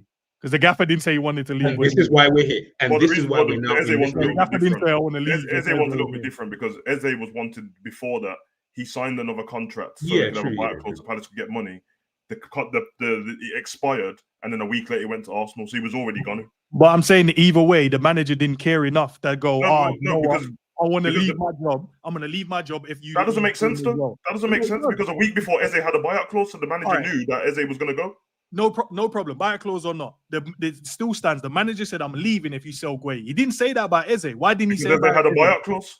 No, but we ain't got a bid accepted, so it doesn't matter. Either way, you can't reject. Or you can still say no to the buyout clause. We did that at Liverpool, bro. You can still say no to it. When can you say no to it? I've never seen that. You remember when we had Suarez's one and we turned it down? Because Arsenal tried to mug off and added a pound over. 40+1. And we said, no. Didn't it turn out that wasn't the actual buyout clause? No, that's his buyout clause, bro. And then they tried to be a bit cheeky and add the extra pound over the top. And Liverpool said, you don't want to play that game then. Safe. Say nothing. No, I'm not even saying that that's wrong, but I'm sure I read afterwards that wasn't the buyout clause. That was the whole point. They didn't bid a buyout clause. They thought they bid the buyout clause. Hence why they went the £1 or whatever it was over. But that wasn't a buyout clause. So Liverpool were in their rights to say no. So what was the buyout clause at the time? Do you remember? I couldn't tell you. I couldn't tell you what the buyout clause was. But remember, Guehi doesn't have a buyout clause, so you can accept or reject regardless. Look, I don't look with this situation. I don't think it's about like who's at fault because everyone's going to have their own perspective, right? But we're looking at it from if you're looking from Liverpool's perspective, Liverpool, if they really wanted him, to Sav's point, right? If they really thought we have to have like this guy, we have to get him for this price. We need him in the squad from now to January because they'll probably go and get him in January. Liverpool have showed that they can do that with players, right? So if they really wanted him, right? Then yeah, they probably would have got him. But it means that Liverpool are comfortable with the options they had to be like, you know what? We're not going to go and go above 35, which is fine, yeah? But Liverpool would have expressed that to Palace and they would have expressed that to Guehi. They would have told you, this is what we're able to go and bid. So everyone would have been in the loop about that. From Guehi's perspective, he's like, I want to move to Liverpool and he wants to go there. Palace, there was different reports. Liverpool, we're open to letting him go. The manager saying we're letting him stay. The manager then comes out and says, yeah, I don't want him to go, but I will let him go if we can get a replacement in, or if we could get a replacement. And that earlier on, you know, Guehi didn't kick up a fuss and say, I'm leaving Palace because he never did that. So, you know, that's why we haven't done it. But yeah, if we can find a replacement. Crystal Palace then tried to buy 2 centre-backs. They signed the French kid, that Jaden, I don't know what his name is, or JD, whatever. And they tried to get Igor. Igor falls through at the final hour because he decides to go to West Ham, right? And Palace, after telling Guehi, yeah, you can do your thing, you're gone, do your medical. Apparently he's wearing the Liverpool tracksuit, do you know what I mean? And all of that. Do you know what I mean? Because he was doing it in the London office because he ain't had time to go to Liverpool. It's yeah, no, you're going to have to come back. I can only look at it from the player's perspective. I think it's Palace at fault. But Palace are well within their rights to do what they want to do with their asset. Yeah. But that is bad mind. Even you're telling a man to go, because they could have easily just said, no, you know what? We can't even get, no. It doesn't matter even if it's 35 at this point. We're just not selling. And Liverpool have done that before when someone's coming in at the final hour for our player and we said, no, we're not selling. Probably Gomez is probably the best one. Gomez is a good example where they were like, you know what? It's too late now. We're not going to let him go. And probably with Guehi coming in, that probably had a knock-on effect because Gomez probably would have loved to have gone to AC, but because we couldn't get the centre-back option in, it was like, bro, you're going to have to stay as well. So we've had to do the same thing to a player that potentially wanted to leave as well.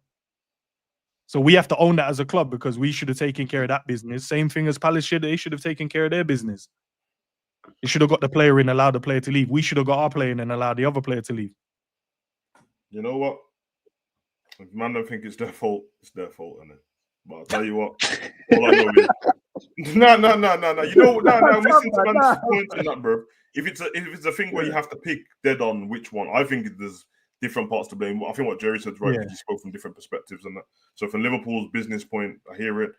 I don't really care about where you're crying like a baby and that. Fuck, fix up, bro. You're a grown man, bro. I can't care about that shit, bro. From Palace point, you're under contract on it. But I'm just not on all this emotional business, bro. Man's got a contract. There's a contract, bro. I know they don't seem to mean as much anymore, but they're supposed to be legally binding, bro. So whatever I want to do with my player up until the last minute, I'll do, bro. I'll do if I want to lock him in a room and make sure that he goes past 7 o'clock so you can't get a contract. I'll do that too, blood.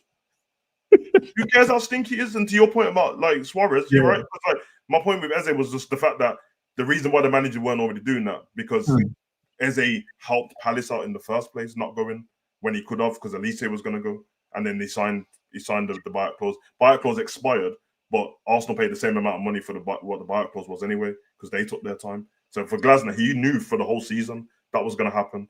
Then with Paris was a bit iffy. I watched him. I wasn't reading quotes. I watched him speak at the boxing. Yeah. They asked him when he was leading up, and he said like in these situations and that. I'll be honest, man. Like we offered him a contract, don't want to sign it. So if he doesn't want to sign it, then we're gonna have to see where we go with it. But you don't want to be letting your players go for free. But we'll have to see what the situation is. That's the last time I heard him speak on it. Glasner, I heard him speak solid, like he's not really on it, like it's not happening, kind of thing.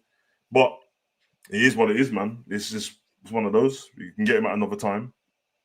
I just don't understand how the club people get the blame in the manager for, like he's just doing his job, what he's meant to do. All of a sudden, Glasner's a pussy off taking care of his team. No, he's a baby, bro. But you're gonna baby. Raise the baby. What are you crying for? Nah, if you're that good of a manager, do your job. That's crazy. Say I'm gonna leave if one player leaves. That's crazy. You just lost Eze as well. So Virgil van Dijk just left tomorrow. We just. I'll tell you the equivalent, guys. I'll tell you the equivalent, and I'll see if you guys will have the same energy. Right? Salah and Virgil. No, not even Salah and Virgil. Just a player leaving that you rate in the team. Pick any player that you rate in the team. It has to be Salah and Virgil. It literally has to be Salah and Virgil. No, but it doesn't have to be because you're the only one that rates Salah at the moment. So. No. But it has to be. Okay. I exposed himself. Okay. Ends exposed himself. He said it. Pick your player that you want, and that's like Arne Slot saying, "No, if he leaves, I'm leaving." Virgil. It's not the same because we're not Palace. That's the difference. No, but it's the man. I'm not talking about what the team. I'm talking about how important that player is to that manager in that moment. The manager goes, "Bro, I don't care what you man are doing. If this player leaves, I'm leaving as well." It has to be Virgil. It has to be Virgil. So what would you think of Arne Slot? We'll just say, Arne Slot, get on with the job, man. Why are you being a little waste man, bro? Just get on with the job. It happens, innit? That's what we'd be on. Boy. Or else then we're not going to... You as a fan wouldn't be on Virgil leaving. You would 100% wouldn't be on. No, it's not about whether I want. It's the manager in that moment goes, if this brother leaves, I'm coming out the door as well. I'm going because you man are taking him. Okay. You know what? We'll use Virgil actually. Let's say Virgil, if Virgil's the one, but on top of Virgil being the one, let's just say a season has gone by and you said, I don't know, Florian Wirtz is also leaving as well, like has already left the football club. So Wirtz has already left the football club. Virgil is still here. Bro, he's going to be mad. Like, he's going to be like, bro, you can't just sell Florian Wirtz and then you're... I'm not saying he can't be mad. I'm not saying he can't be mad, but you don't say you want to leave, bro. Yeah, but also you gotta make stuff up. I don't think what the say like, oh, if you sell Guehi, I'm gone, bro. There was talk about his contract anyway because there's a year left on it, and he's like, I'd likely not to do that because of the communication what Jerry spoke about between him and the CEO. It's the communication thing, isn't it? Well, I'm trying to put Palace in the right spot. They've gone from winning no trophies ever to winning the Community Shield and the FA Cup since I've been there. I was already losing Eze the season before Elise left, and now you're trying to handicap me with our best player leaving and the captain. Not happening, bro. So if a club's going to run like that, then if you don't want that, go and manage a bigger club then. It doesn't work like that. No, look. I think. I don't. You probably will get a better job than Palace, to be honest. And then when a player wants to leave that club, let's see if he goes, I'm going to leave as well. It's not about the player leaving. It's about the CEO, bro. It's about the communication with the CEO. That's why it goes back to Palace. But that's why it goes back to Palace because they're not aligned. The best clubs. The best clubs will be rated at. No, I'm agreeing with you, Jerry. But Enzo's blaming Glasner, bro, and blaming. I'll ban him, bro. I want to quit if he doesn't stay. He literally didn't say that. You are literally doing the journalism. To be fair, Jurgen Klopp said the same thing. He said the same thing about certain things, innit? Like he say about like the Super League or something. He said like, if Liverpool join the Super League, I'm leaving Liverpool. He's done the same thing. To be fair. Let's not make. I'm assuming we're going to be like, oh, Klopp is absolutely amazing. Oh my goodness, you didn't rate him, right? G, you didn't rate Klopp either. I didn't rate Klopp. I didn't. I couldn't give two shits if he did leave. But I'm saying that if he had done that, man would have been sitting there like, oh my goodness, Liverpool are just absolutely appalling. No, people are blaming FSG more so than the manager. Yeah, they're blaming FSG. Same thing what happened at Dortmund, bro. We got exhausting in that, bro, because every time man won the league and that, lose the best players, win the league again, lose the best players to the rivals, bro. Okay, it's getting tiring. Bon Glasner. That's a bit different because they keep losing. How Guehi goes there and picks up a fuss, bro, and don't want to play. You know, I hope he signs a new deal. All I'm saying is, bro, like I think Guehi is a top player, bro. But Liverpool fan base, this geezer doesn't belong to us, bro. So stop twerking for man, bro, because you know that will happen. You get to January, and if he ends up at Chelsea and that, keep saying energy, bro. Oh well, you miss Guehi. No, we did though, because we missed the England's best centre back, in it, the English best centre back.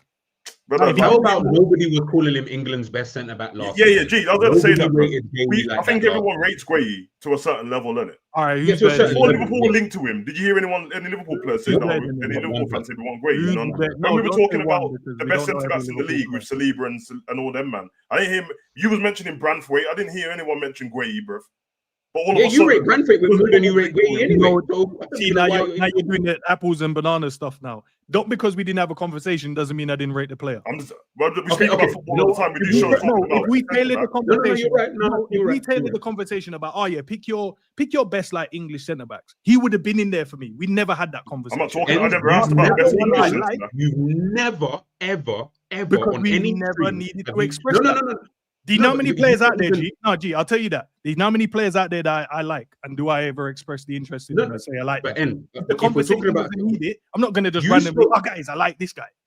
But you spoke about a player who plays for Everton that we would never sign in a million years. No, because it was tailored to conversation when we was doing previews, when we was doing 11s in those games. I was like, no, this guy I like. You never put Guehi in there though, but you've never even like. Because it was never a conversation to be had in that moment. It was something tailored around the moment when we had a conversation about Branthwaite. Come on, guys, man. Not because I didn't say there's plenty of players that you guys like we've never spoken about, but when you tell me you're not getting my point, bro. I never said that because you never spoke about him, that means you don't like him. I'm saying no, but that's what he said. I'm not talking about your point. I'm going to what G said. Because I'm saying everyone's acting like he's the top tier creme de la creme, and we've always wanted him all of a sudden, bro. It's just great, bro. He's been there. I'm saying though that I never heard one single soul mention Guehi. And if anybody's going to try and lie now, then that's how I know that everyone's just capping. Because no one, not anyone on this panel, and I'm not blaming anyone on the panel, no one in the chat, none of you did. Howson, Branthwaite. There was bare centre backs that we talked about. Nobody mentioned Guehi. All of a sudden now, oh yeah, we're gonna miss Guehi, bro. Yeah, man, we're gonna miss him, bro. That don't even make sense. No, we're gonna miss him, bro. He's top, Nah, we're not gonna miss him. We got Joe Gomez. We got. I'll Leoni. be honest, man. Like my thing is just that I'm probably being a bit petty in it, but I just don't like the thing that like, and hopefully it's just lies in it. But all this like him being a crybaby, and I'm not trying to hear it, bro, at all, bro. Because I know he's based on his own thing. You don't care about Liverpool, bro.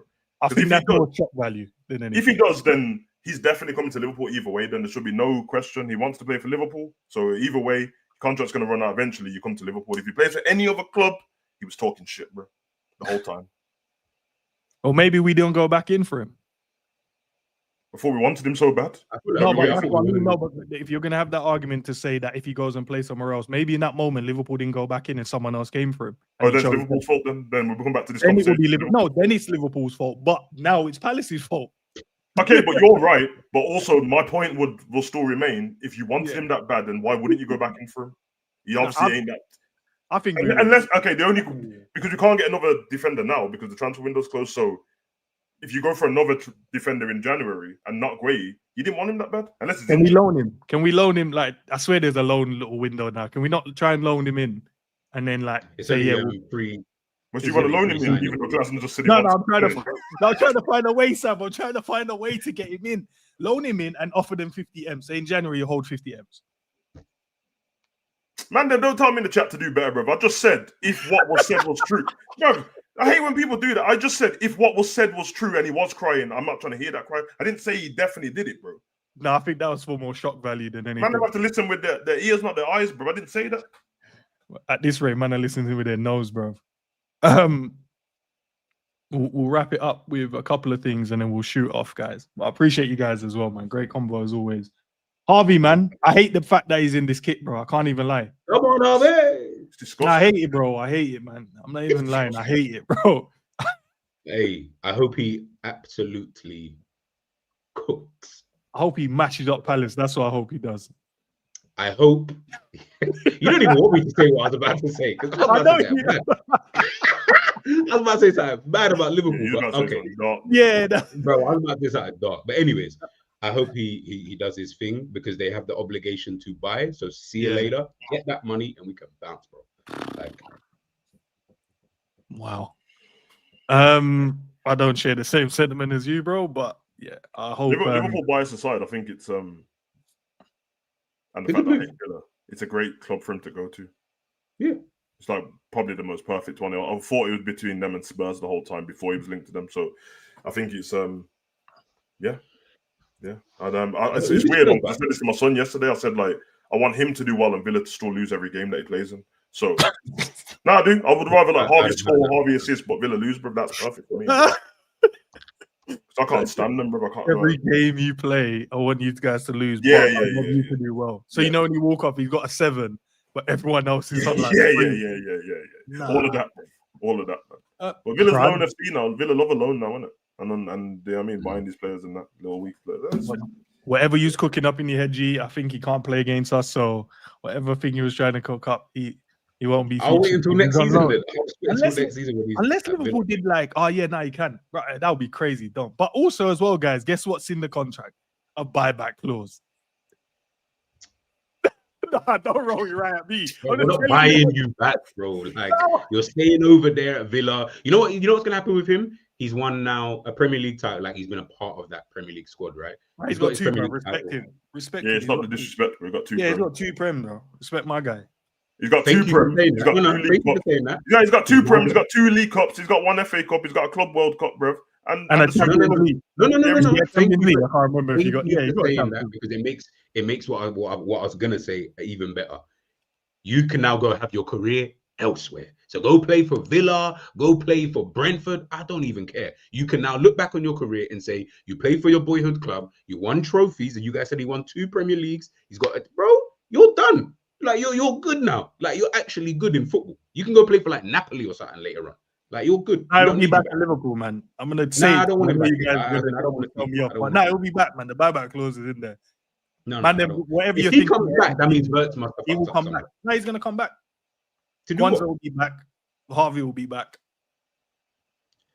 Hey, can someone tell me, do these buyback clauses, do they have All like right, a boy, expiry nah, date? you might get on. No, they will be back. They're going to be that good. No, of I'm asking. players. No, I'm genuinely asking. Do they have an expiry date, or is it like you can I buy them think back if whenever they you get want? sold to another club, then you can't just buy them back. No. I mean though, like as in the buyback that we do have, is that just until whenever They're either he willing to leaves sell the or- player, I think. Okay, cool. Okay. No, I was genuinely. Yeah, I know normally they probably put like a timeline in most of them, don't they? They normally go Yeah, after 2 seasons, you can come back in for this price. After that, you can come back in, but it'll be way more than what you initially what you set for. But yeah, it's a loan. Who was it asking? I see someone asking in the chat. It is a loan, but they have to pay 35 million at the end of the loan. So it's a guaranteed 35 million. So he's gone. How much is the buyback? Do you know? They didn't say. That's probably going to be like 50, 60 mil or something crazy. Yeah, fair. To be I fair, think though, we Wander's were one was looking to 50 sell or him. 60 mil. I think one's around that 50 or 60 M. Didn't we say though, like either we'll take the buyback if someone wants to insert it, or we will have to sell him for more, like for the 50, 60 million that you're saying. I think wasn't that one of the things before? Small clause on it. That's what normally gets over the line. But... Okay. Nah, Harvey, man. Harvey might come back, man. You see his goodbye message in that. Yeah. Nah, I you see, might- man. Great. You see Gray's one. You see Gray's goodbye message. He's a little Thanks. video.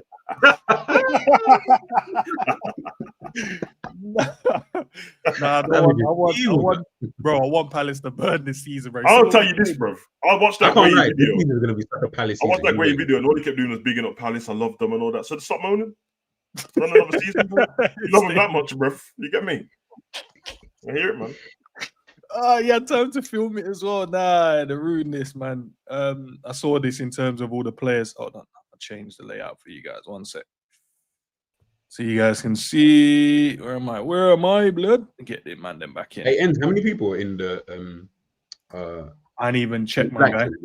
Yeah, no, I'll check for you now. Hey guys, smash the likes, man. Come on, man. Midday vibes and that. Smash the likes. Yeah. Hey man, because now I gotta do school running as well, bro. It's long. I wish you didn't say that because I just looked at the time now. Yeah, I know. My brain wasn't even there. Like I wasn't even in. I know. I thought, but man, I have to switch on, bro. Gotta switch on.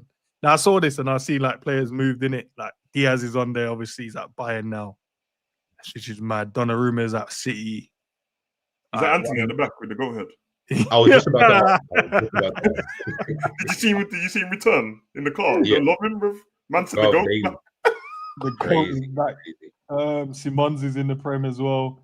Modric is at AC Milan. Like some mad moves, man. Shirky's in the Prem. Eze's at Arsenal. Ekitike, obviously. Isak Liverpool. Gurka is in the Prem. Reinders. Rashford's at Barca. Like some strange transfers, bro. Yeah, but you know when we got to play Galatasaray, bro? You see the two man them at the back with Osimhen and Sane, bro. That's who we have to play against. That's who we have to play. Yeah. Right, they threw that game away as well. I think it's away.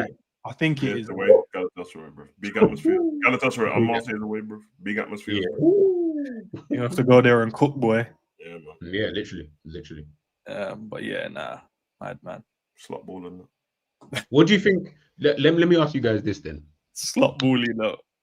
What are your top, like all around? And it could be all just Liverpool if it is. What's your top 3 signings of the whole window that you've seen that you thought, yo, this is a bad boy signing? 2 of them are at Liverpool. Isak and Florian Wirtz. In terms of players that, you know, I mean, Ekitike is cold as well, but yeah, Isak is the guy, and Florian Wirtz is my guy, man. And you said another one, right? 3. Yeah, top 3. Yeah. I think Isak, João Pedro, and is there any defenders that got signed? So I could remember. And probably Diaz, I would say, going to Bayern. I think he's gonna do so well. Well, he started off life cold there as well. You saw the open goal that he missed. Not even the open goal, bro. Just the way he's playing, bro. Relax. He scored a screamer, tried to do overhead kick finish, and he's got a couple of assists in his first Bundesliga game. Relax, bro.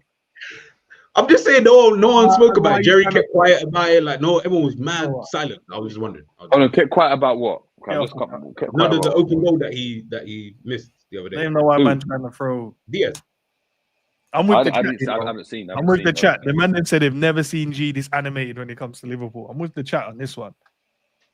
You're talking about Crystal Palace. He's never been this animated, bro. I think Fingers will. I think kudos to Spurs. Oh, okay, fair. Yeah, that's a good signing. Yeah, kudos to Spurs. Are we saying who the best signing is this season? Yeah, I think Pedro kudos. Yeah, like your top 3 signings or something.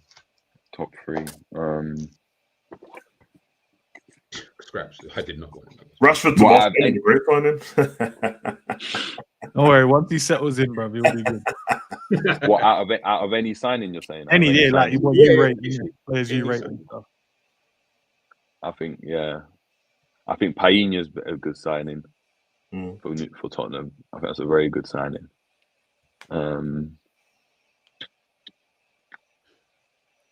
I think who's Brentford signed? Henderson. Big Jordani blood. Standing ovation. First match. Yeah. Right now.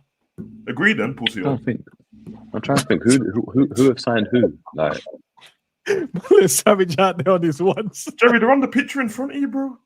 I can't see. Like, hold on, let me get my on, glasses. Man. Yeah, exactly. You've been punching your eyes sparring, bro. Mate.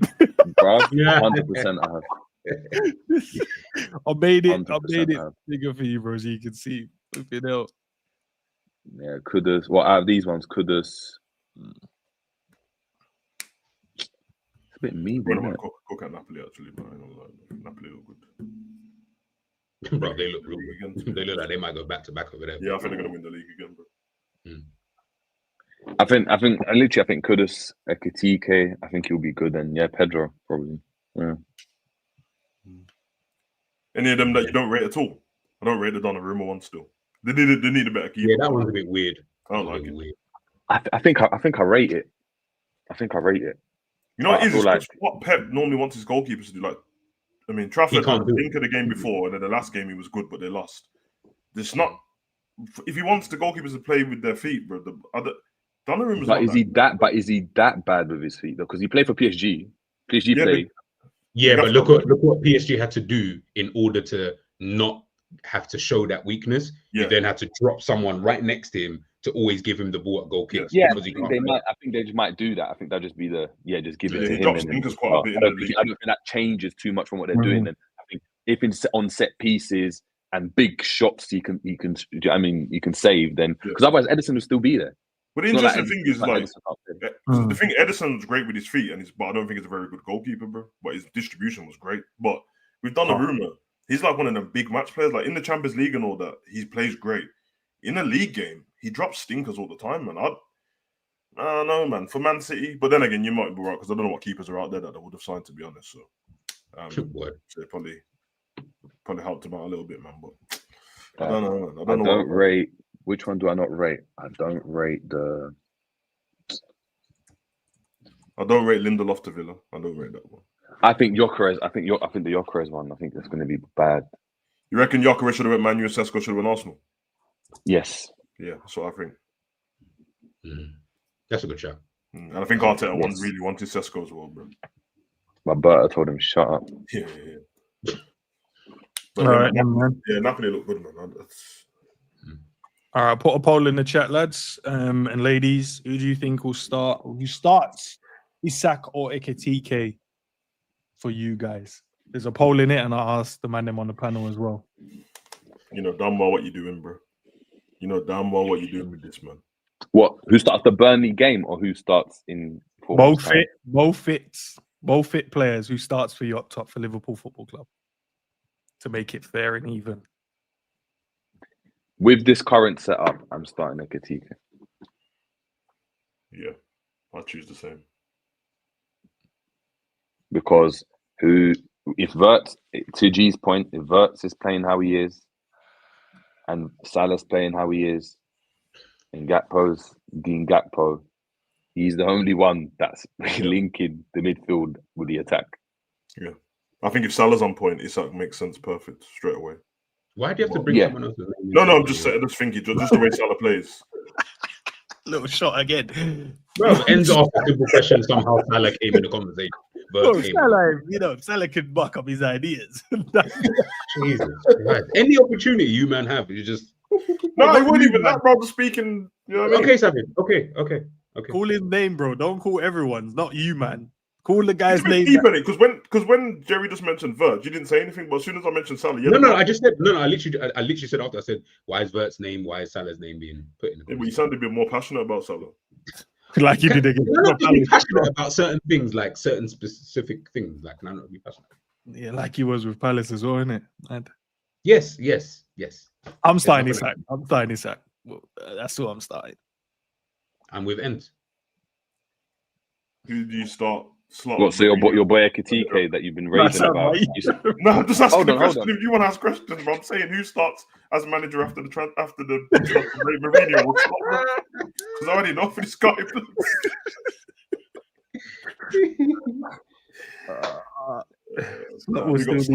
I'm like slightly too high, man. Is the gaffer still big in my So all this stuff you were saying about Ekitike, you thought he was the better footballer. You think he was. You're just scrapping that now. Now you got your man. Your true colours really shows. See, this is where you can't trust him. Big pause when you got your man, yeah. But come on, bro. You know what I mean? Isak is different, bro. That's the different guy.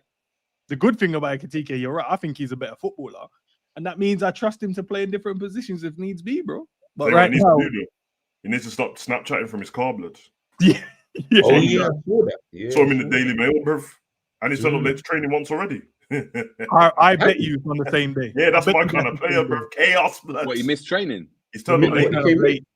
Turned up late, bro. He's getting his head up. Oh, so this is the attitude. Okay, so this is the kind of players that you I love it, bro. That's the attitude. Yeah, you're right, G. That's the attitude these men want up top, bro. That kind of attitude, just turn up late.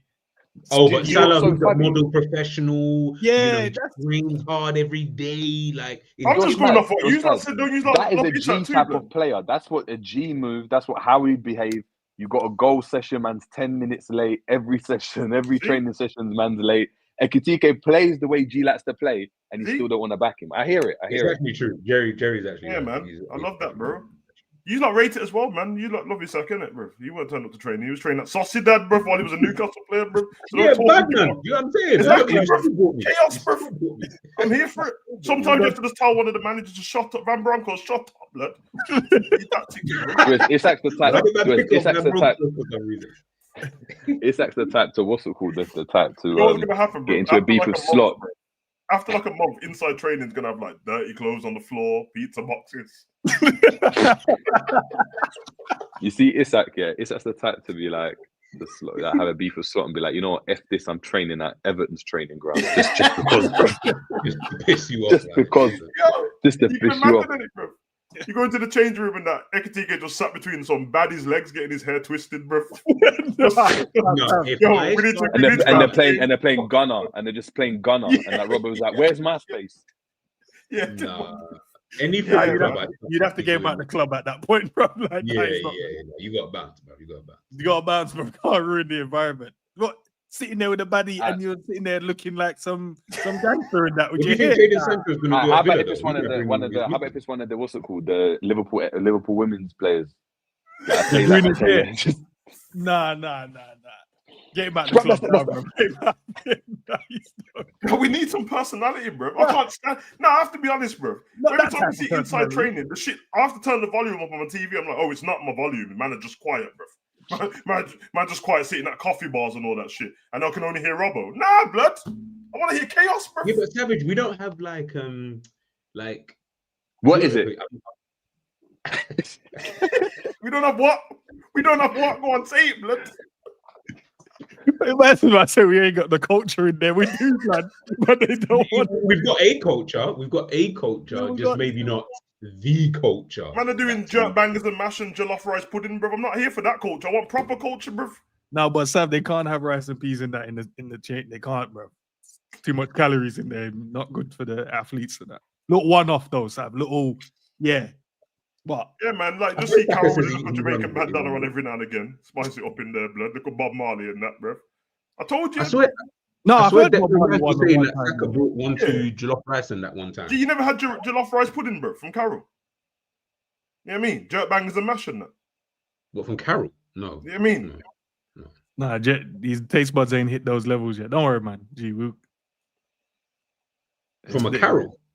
I'm not Carol, trying bro. I'll take Carol, bro. from a Carol, you know. That's I didn't like how you said that, bro. I don't know. No, sorry, but yeah, you said it. No. I apologize. Everyone can chef, man. Everyone's a chef. Yeah, they probably could. They probably could. And everyone can chef. Big up to Alexander. Guarantee they both play the same amount of games. You think we need to risk Isak scoring against Sunderland, Karabag home? Nah. Big up Alexander. Nah, I don't think we'll need him for those games. That's why we've got two bad boys, isn't it? But obviously one is the main bad boy and the other one's the backup dancer. Big up to. So when I say no, we need to go back. No. Big up to Gregory. I think that JJ says 1 year too early. I don't remember what he was saying at the time though, bro. I don't know what he was saying at the time. Was it the formation? It was when he put Isak and Ekitike in the squad. I appreciate that stuff. Is it a year too early? No, I think we have to be flexible though. If it's to do with the format, I think we have to be a bit flexible. And I think why he's saying it's a year too early because of Salah probably. Sorry, G. What? Because in a year's time he'll be on his way out, innit? So it makes sense to play both of them at the same time. Then, you know what I mean, are you gonna leave as well, G, when Salah goes? But not saying I want to get rid of you. Nah, he's doing the Glasgow thing. He's gonna leave. You guys I realised how it sounded when I was saying it, bro. So I had to carry on. Yeah, no. Man, see G with the Al Halal shirt and the Al Halal watch-alongs, bro. No. But I said it already. When Salah does obviously eventually leave, the only acceptable replacement is, or you know who already. Elise, if it's not Elise, I promise you, I'm going to get onto whoever we sign. Like from the moment he walks in, the way he walks. What if we don't get Elise, but Musiala comes to the club? Do you know what I saw? Lad? Yeah, I saw that a little hug from Konate still in the French training to Elise there, and they snapped it, put it up. So I don't know. Maybe you can, you know what I mean? Konate can sort it out before he leaves. Just get Elise in. Oh, you think he's gonna do us a favor before he bounces? Yeah, might as well, bro. Might as well. Maybe. A little parting gift. Nah, guys, we got 6. We got 6 already. When Salah goes, you know, G's gonna be different, bro.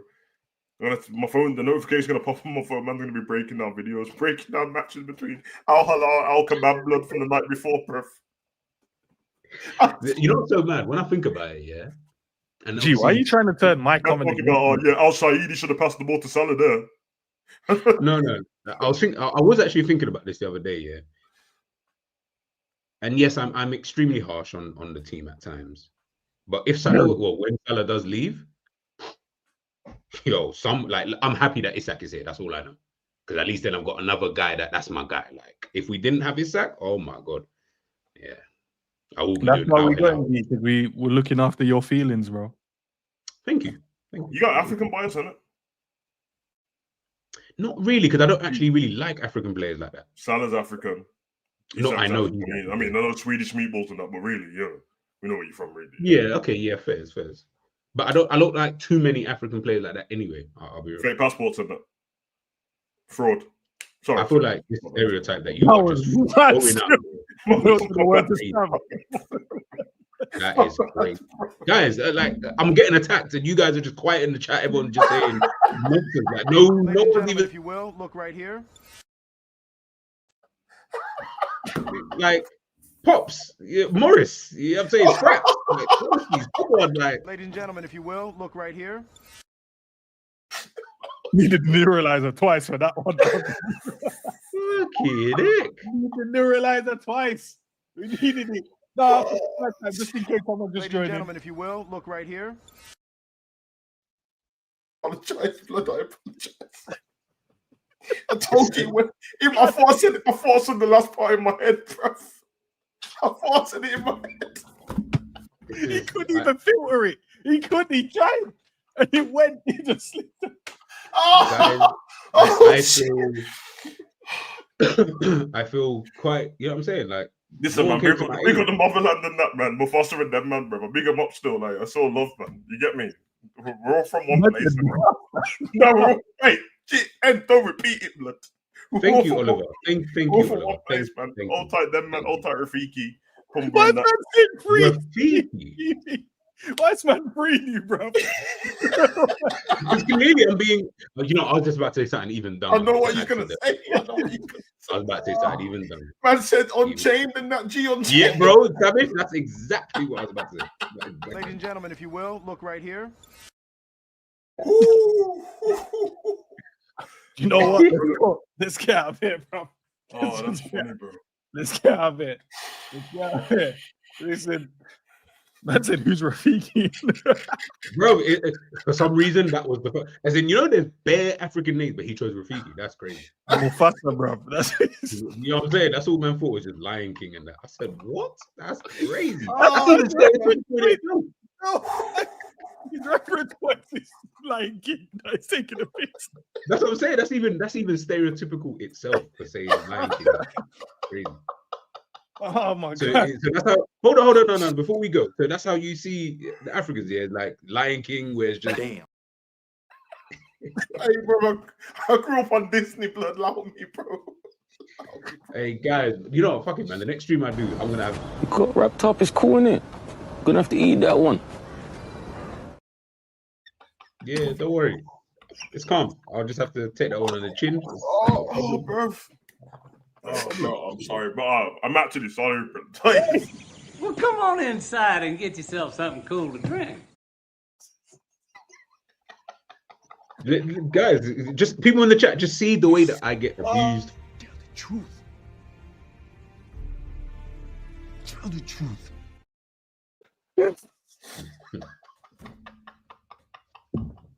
I'm in tears, bro. Oh my god. Oh, brother. Oh, that's funny, bro. Oh, damn, man. That's the laughing good for the soul of here, blood. My bad, man. That's funny, bro. It's not good for my soul. All right, man. Composure. That's composure, bro. Composure, man. Dembele, bro. Nah, one picture of Dembele's face in the Champions League. Is just I was talking about Musa. That's the thing. I thought he meant Musa as well, but again, you know, it's fine. Oh. No, you man are funny still. That's funny, bro. no, that's not us, bro. It's not us. It wasn't us, bro. Nah, It was just you, bro. It was just you. we're a collective, bro. We're not collective. Not when my continent is being under. No, but I said, bro, we're all from the same place, bro. It's just that I got shipped off early, blood. My people got shipped off early. You lot fought off the colonizers, bro. That's all, bro. You're welcome. You're welcome. I know. Thanks, bro. Thanks. Ladies and gentlemen, if you will, look right here. Oh, nah, thanks, man. Thanks for the tea and spices and that, bro. Oh, you're a G, man. That's love, bro. All right, V, listen. Nah, disclaimer, don't try and get me off the screen, man. I love Africa, bro. Clip that, don't clip the other part, bro.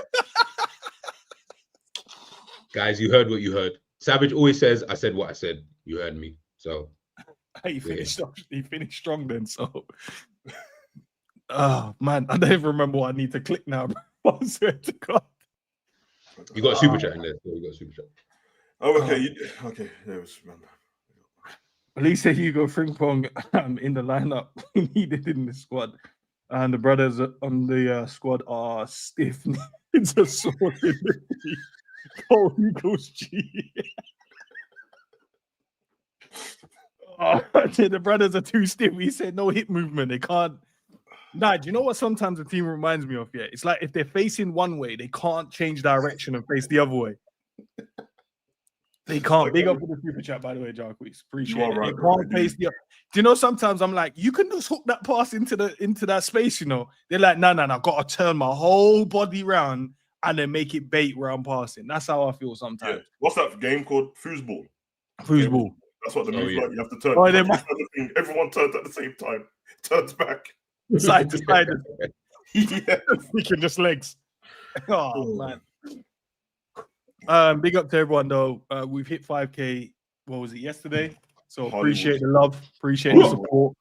5K. Listen, we've already gone past it as well, which is also great. So big up to everyone that subscribed to the channel yesterday and today, and obviously everyone that's been riding pause for a long time. I did say pause. I did. It sounded. Do you know what? Before we go, yeah, I was brushing my teeth this morning, guys, and then I had something in my head, and I wanted to ask. Yeah, but I was gonna ask you guys something. I was gonna ask you. No, do you have a gag reflex, bro? No. What do you brush? Because obviously they. That's crazy, by the way. I told you though, because I asked him before, bro. I asked him the question before. When you brush your tongue, do you look in the mirror, bro? Because if you look in the mirror, it feels gay, bro. I swear to you, bro. Sam, let me ask you a question. Do you guys chat as well? Do you guys brush when you brush your teeth? Do you brush it with wood or plastic? But not blood. Don't come round here, bro. No, because you can have wooden toothbrushes, right? Bro. You're always moving man primitive. Nah, listen, don't listen to him, bro. He's gonna start moving. No, do you brush it with a wooden toothbrush or a plastic one? He's one of them primal youths, bro, that he's gonna use. He's gonna tell us to use bamboo toothbrush and that blood. The mosaic sticks in there. Plastic, normal, just plastic from the shop. I got a thingy in it. I changed the top of it. Like use it, then in about 6 months, change the top of it, get a new one. Nah, so you man don't use the wooden toothbrush, or I suppose you brush your teeth with the spirit of the gods in it. No, brush your teeth with sea moss, do you? Nah, he's gonna say that he's better than us, bro. He's brushed his teeth with sea moss, bro. I already know, bro. I said I'll check with my lawyer, bro. Nah, just I'm asking, guys, man. What do you brush your teeth with? What do you brush? With the wooden one. Yeah, look at him, because I don't want the microplastics to get in my system. Get out of here, man. But hold on, okay, fair enough. No, he can say that. It's a chemicals in it. What toothpaste do you use? Non-fluoride one. It's a black toothpaste. You can get it. This toothpaste comes from your place, bro. Your ends. Yeah, where your people come from. Well, hey, you already know we have the sea. You know what's from the earth in Ghana and that blood from the earth. So you get to import it in that in a barrel. It's mad because I was actually supposed to get some sea moss the other day. So you rather like plastic and stuff. Yeah. I don't like how I feel judged. Yeah, you know, I'm feeling judged regardless. But yeah, that's the one that you know. No, if you like plastic in your mouth, it's fine, bro. But big up to everyone. You like wood in your mouth, bro. You like wood in your you mouth. like plastic. Yeah, you know what else is made with plastic? That's crazy. That's crazy. That's what you guys like in your mouth, bro. But listen, chat, love for the love. Big up to Sam, big up to G. Their links to their channels is in the title, guys. So go head over there and you got any more streams for the I don't have one plan, but I want to do 2 a day now. Pause. Okay, so I want to do 2 a day. So I'll just do what Ents won't do. Can you honestly, someone put his podcast channel up, bro? Skeezer don't give a damn, bro. Don't give a damn. I'm sorry, man. I know I need to do better with the podcast channel. I keep saying it, and I will. I just need to have now the transfer window's done. Now I can go back to normality, bro. Now we can go back. Great. You should, you know what I mean? So yeah, exactly. That's G. What did I say to you earlier, bro? I'm planning for streams coming up. So I am. Ends question. You know, he's growing up in that. Did you watch bobsleigh on TV? What do you mean bobsleigh? What did you the film or actual bobsleigh? Yeah, because you're Jamaican in it, so obviously bobsleigh team. All right, do you know what? I'm just asking. I'm just asking. Would you watch the bobsleigh team in that, bro? I have pride. I have power. Did you watch? I see a badass mother.